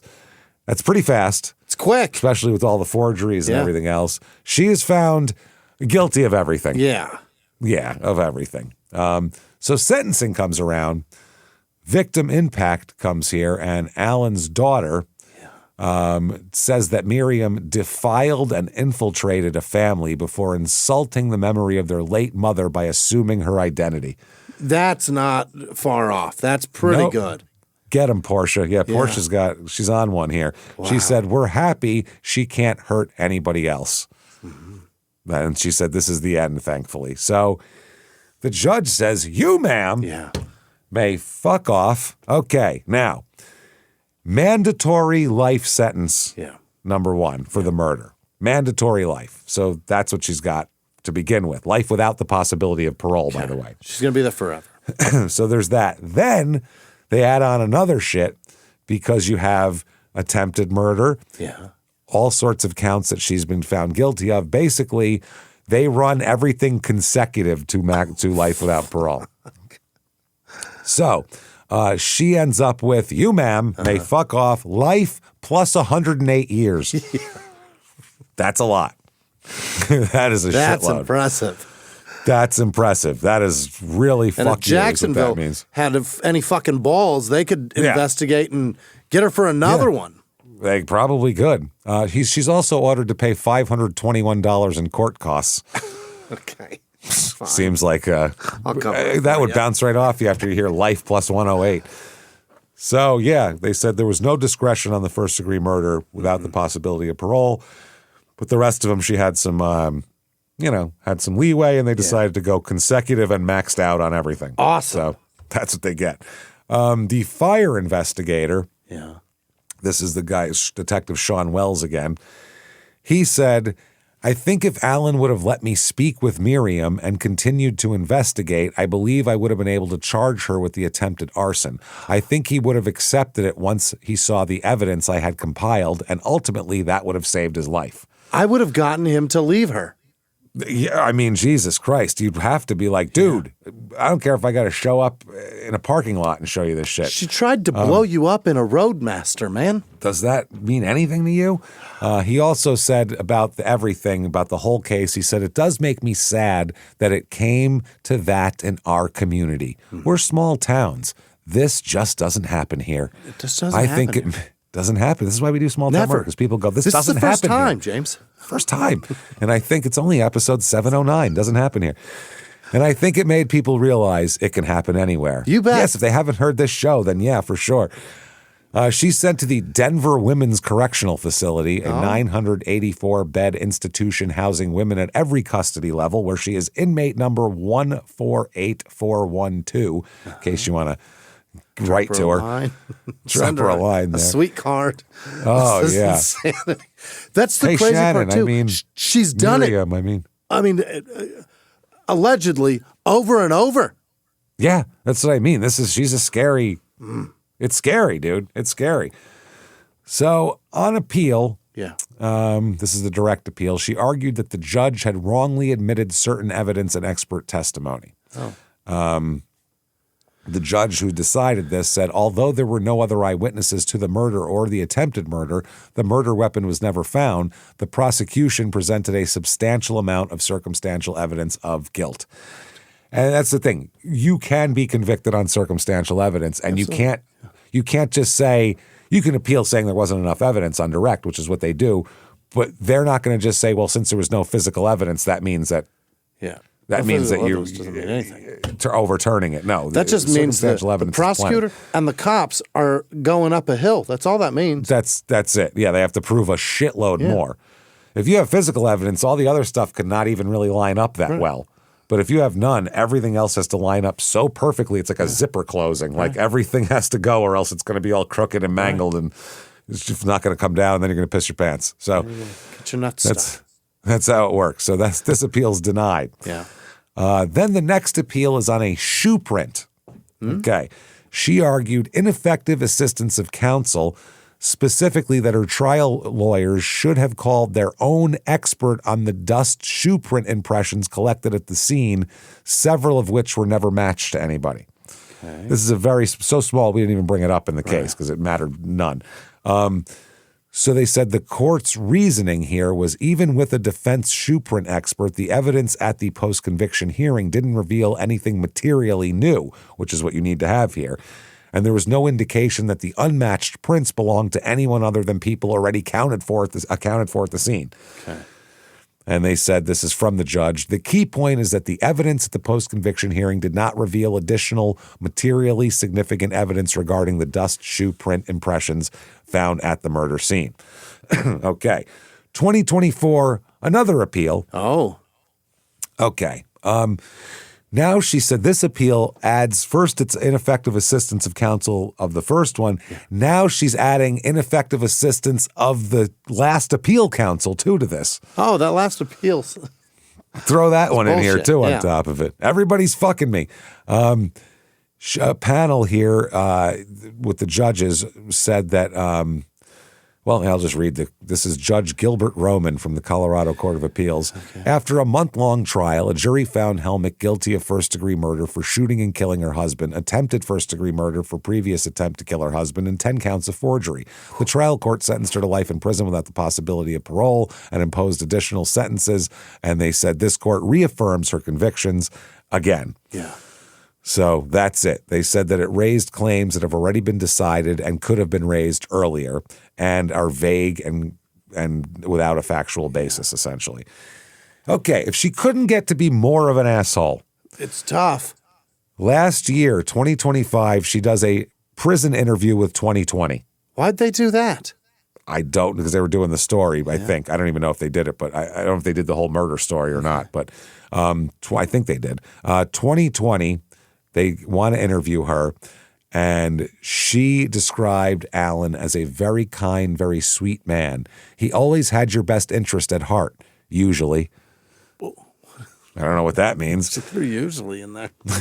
So they gave her the car fire. They talked about the car fire, and she said, he came in saying his car was on fire, and he asked me to get water, and that's all I know about it from there. Okay. That's it. Then she said, this is wild, she says, honestly, she thinks Alan set the fire himself for insurance money. Oh, on a 14-year-old Buick. What's the insurance on that? Burn down his Roadmaster for fucking $8,000? $8,000 for a 14-year-old Buick from the mid-90s? That thing was probably worth $3,000. Yeah, insurance-wise, yeah, you're probably right. They give you shit. Well, yeah, they don't care. A blue book on that thing? Are you fucking kidding me? So she said he said it himself for the insurance. That wasn't me. And blame the dead guy. That guy's an insurance fraud guy? Wow. Yeah, it sounds like you're the guy who does that. You're the chick who does that. So she says that, quote, it won't be over for anybody until it's over for me. And I do have hopes. I know that I didn't kill him. What a crazy thing to say. And then she said, which is crazy, she talked about the fire, and she said, quote, the thing about Alan, if he had thought I had done it, he'd have helped me pack a bag and put me on the I-70. I don't think she means that. I don't think she means that like helpfully. No. I think she means he'd have kicked my ass out. Yeah, he'd have sent me east. He'd have sent my ass, back to Florida, basically. Now, the murder house still is up, still exists, and it is not for sale at the moment. It's a 4-bedroom, 3-bath, 3,290 square foot house, a very nice house, on 39 acres. And right now, the Zestimate on it is $960,200. So, awesome. By the way, it was built in 2003, so when they moved in, it was like brand new. He built her a fucking house. Essentially, yeah. He bought a house right around the same time. Yeah, his wife died. It was built, and then he bought it a year later. And then okay. So who knows if he was the first? They might have been a brand fucking new house. He may have had that house being built for him and his wife, and then she died. That's fucked really up. Possible. So there you go, everybody. Whitewater, Colorado. Holy shit. This is fucking diabolical. And I know last week we had like the serial poisoner and all that. Not that similar, but it was kind of like a different way to do that is what I was going for here. Like that's poisoning and I'm a sweet old lady and this is like I'll blow a motherfucker's head off and say I was getting Chinese food. It's just a different approach to everything. I'll shoot this motherfucker and go get 4 for $10 at Victoria's Secret. That's it. What a bitch. What a bitch. So there you go, everybody. Yeah. If you enjoy this show, get on whatever app you're on. Give us 5 stars. It helps a ton. It helps drive you up the charts. Also, Netflix, give that thumbs up. That helps a shitload, too. So thank everyone who does that for everything they do. Head over to shutupandgivememurder.com, everybody. Yes. What's there? Tons of stuff. First of all the merch you could possibly want for everything from coffee cups to skateboards. And on top of that, you also get the tickets for these Small Town Murder live shows. And they're so goddamn fun, these tickets, honestly. The tickets. If she wants money for her ticket, I got to give money for her ticket. Sorry, Eddie Murphy Raw lives. Holds the money for the tickets. Camille.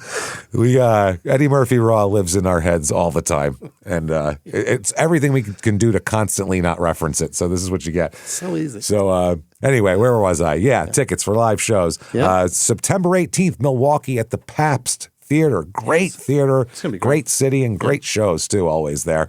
Then the next night, we're at the State Theater in Minneapolis, which we love Minneapolis. It's incredible. And you guys got to get your tickets, though, because Milwaukee's beating you at this Hurry point. up. And you guys can't have that, right? Flood it in. Yeah. You want the Packers to beat the Vikings? Let's get go. your asses in there. Then we are October 3rd, in Dallas, October 16th in San Jose, October 17th in Sacramento. Next month, and after that, November 13th in Terrytown, November 14th in Boston. Right. Get your tickets, everybody. Get in there and come see us. We are very excited for it. Hey, it's shutupandgivememurder.com is where you get all of that stuff. What else can they get?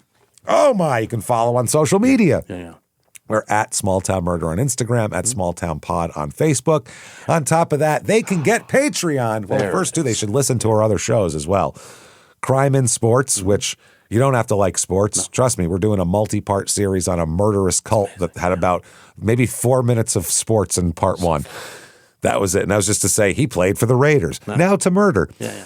So try that out. And your stupid opinions, if you just want to laugh, it's the funniest goddamn show because it's about people's dumb reviews that they really think are important, and we just make fun of everything. The thing they're reviewing, them, everything. It's wonderful. We love it. So, it's the best show. So do that, and then get yourself Patreon. Patreon.com/crimeinsports, and that's patreon.com/crimeinsports. That is where you get all the bonus material. Anybody $5 a month or above, you get every goddamn thing we put out. Every stitch of it, including as soon as you subscribe, you get hundreds, almost 400 back bonus episodes you've never heard before. And then you get new ones every other week, one Crime in Sports and one Small Town Murder. This week, what you're going to get for Crime in Sports, we're going to talk about hostage situations, which are fascinating to me after we did the Stockholm Syndrome thing because it's a weird dynamic. Then for Small Town Murder, I can't wait. Corey Richins Part 3. What a pick. You might go, what more do we need to hear from her? Well, we need to hear all the stuff that we needed to hear before that never came out. And that's her kids saying exactly what she actually did that night, not what she told the cops, which is all bullshit, and having big things about what a terrible mother she is and how she made them eat uncooked lasagna. And then she does an allocution where she talks for a fucking hour it's crazy. You have to hear this shit and what an actual scumbag she is. And there's even more evidence that we found out that we didn't find out during the trial. Great stuff. Can't wait to do that. Patreon.com/crimeinsports. And you get every goddamn thing we put out ad-free. Small Town Murder, Your Stupid Opinions, Crime in Sports, all ad-free. And you get a shout-out, which is right now, Jimmy. Hit me with the names of the best fucking people in the world who would never try to set our cars on fire with a horse rope. Jimmy, hit me with them right fucking now. This week's executive producer, Gary Howard in Metropolis, Illinois, and happy hours in Texarkana. Oh, Jesus. The truckers are really in the worst places. They're hurting in the summertime, Texarkana, fuck, happy hour, man. Oof. Brutal, guys. Other producers this week, Peyton Meadows, Scott Richard in Maricopa, Latasha Dickey, Nee Campbell. Is Nee the former name? Is that what that means? N-E-E? Yeah. Yeah, that means used Formerly Campbell? Used to be. Yeah. Yeah. All right.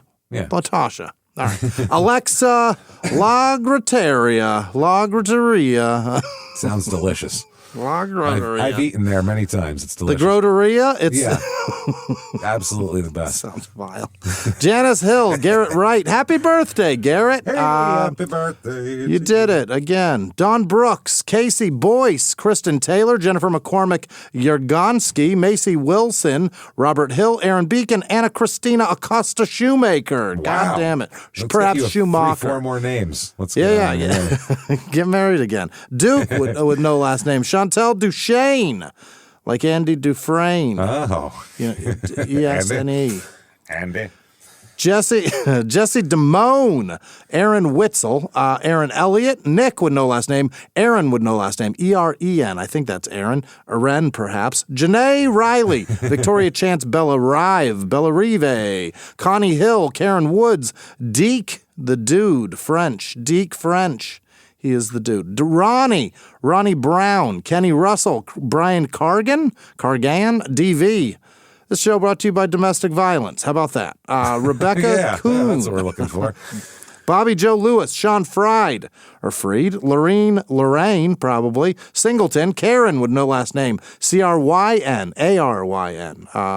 Yep. Ginger Juniper, Tina Manley, Sylvie Hush, Dave Bateman, Jennifer Williams, Katie Franceschi,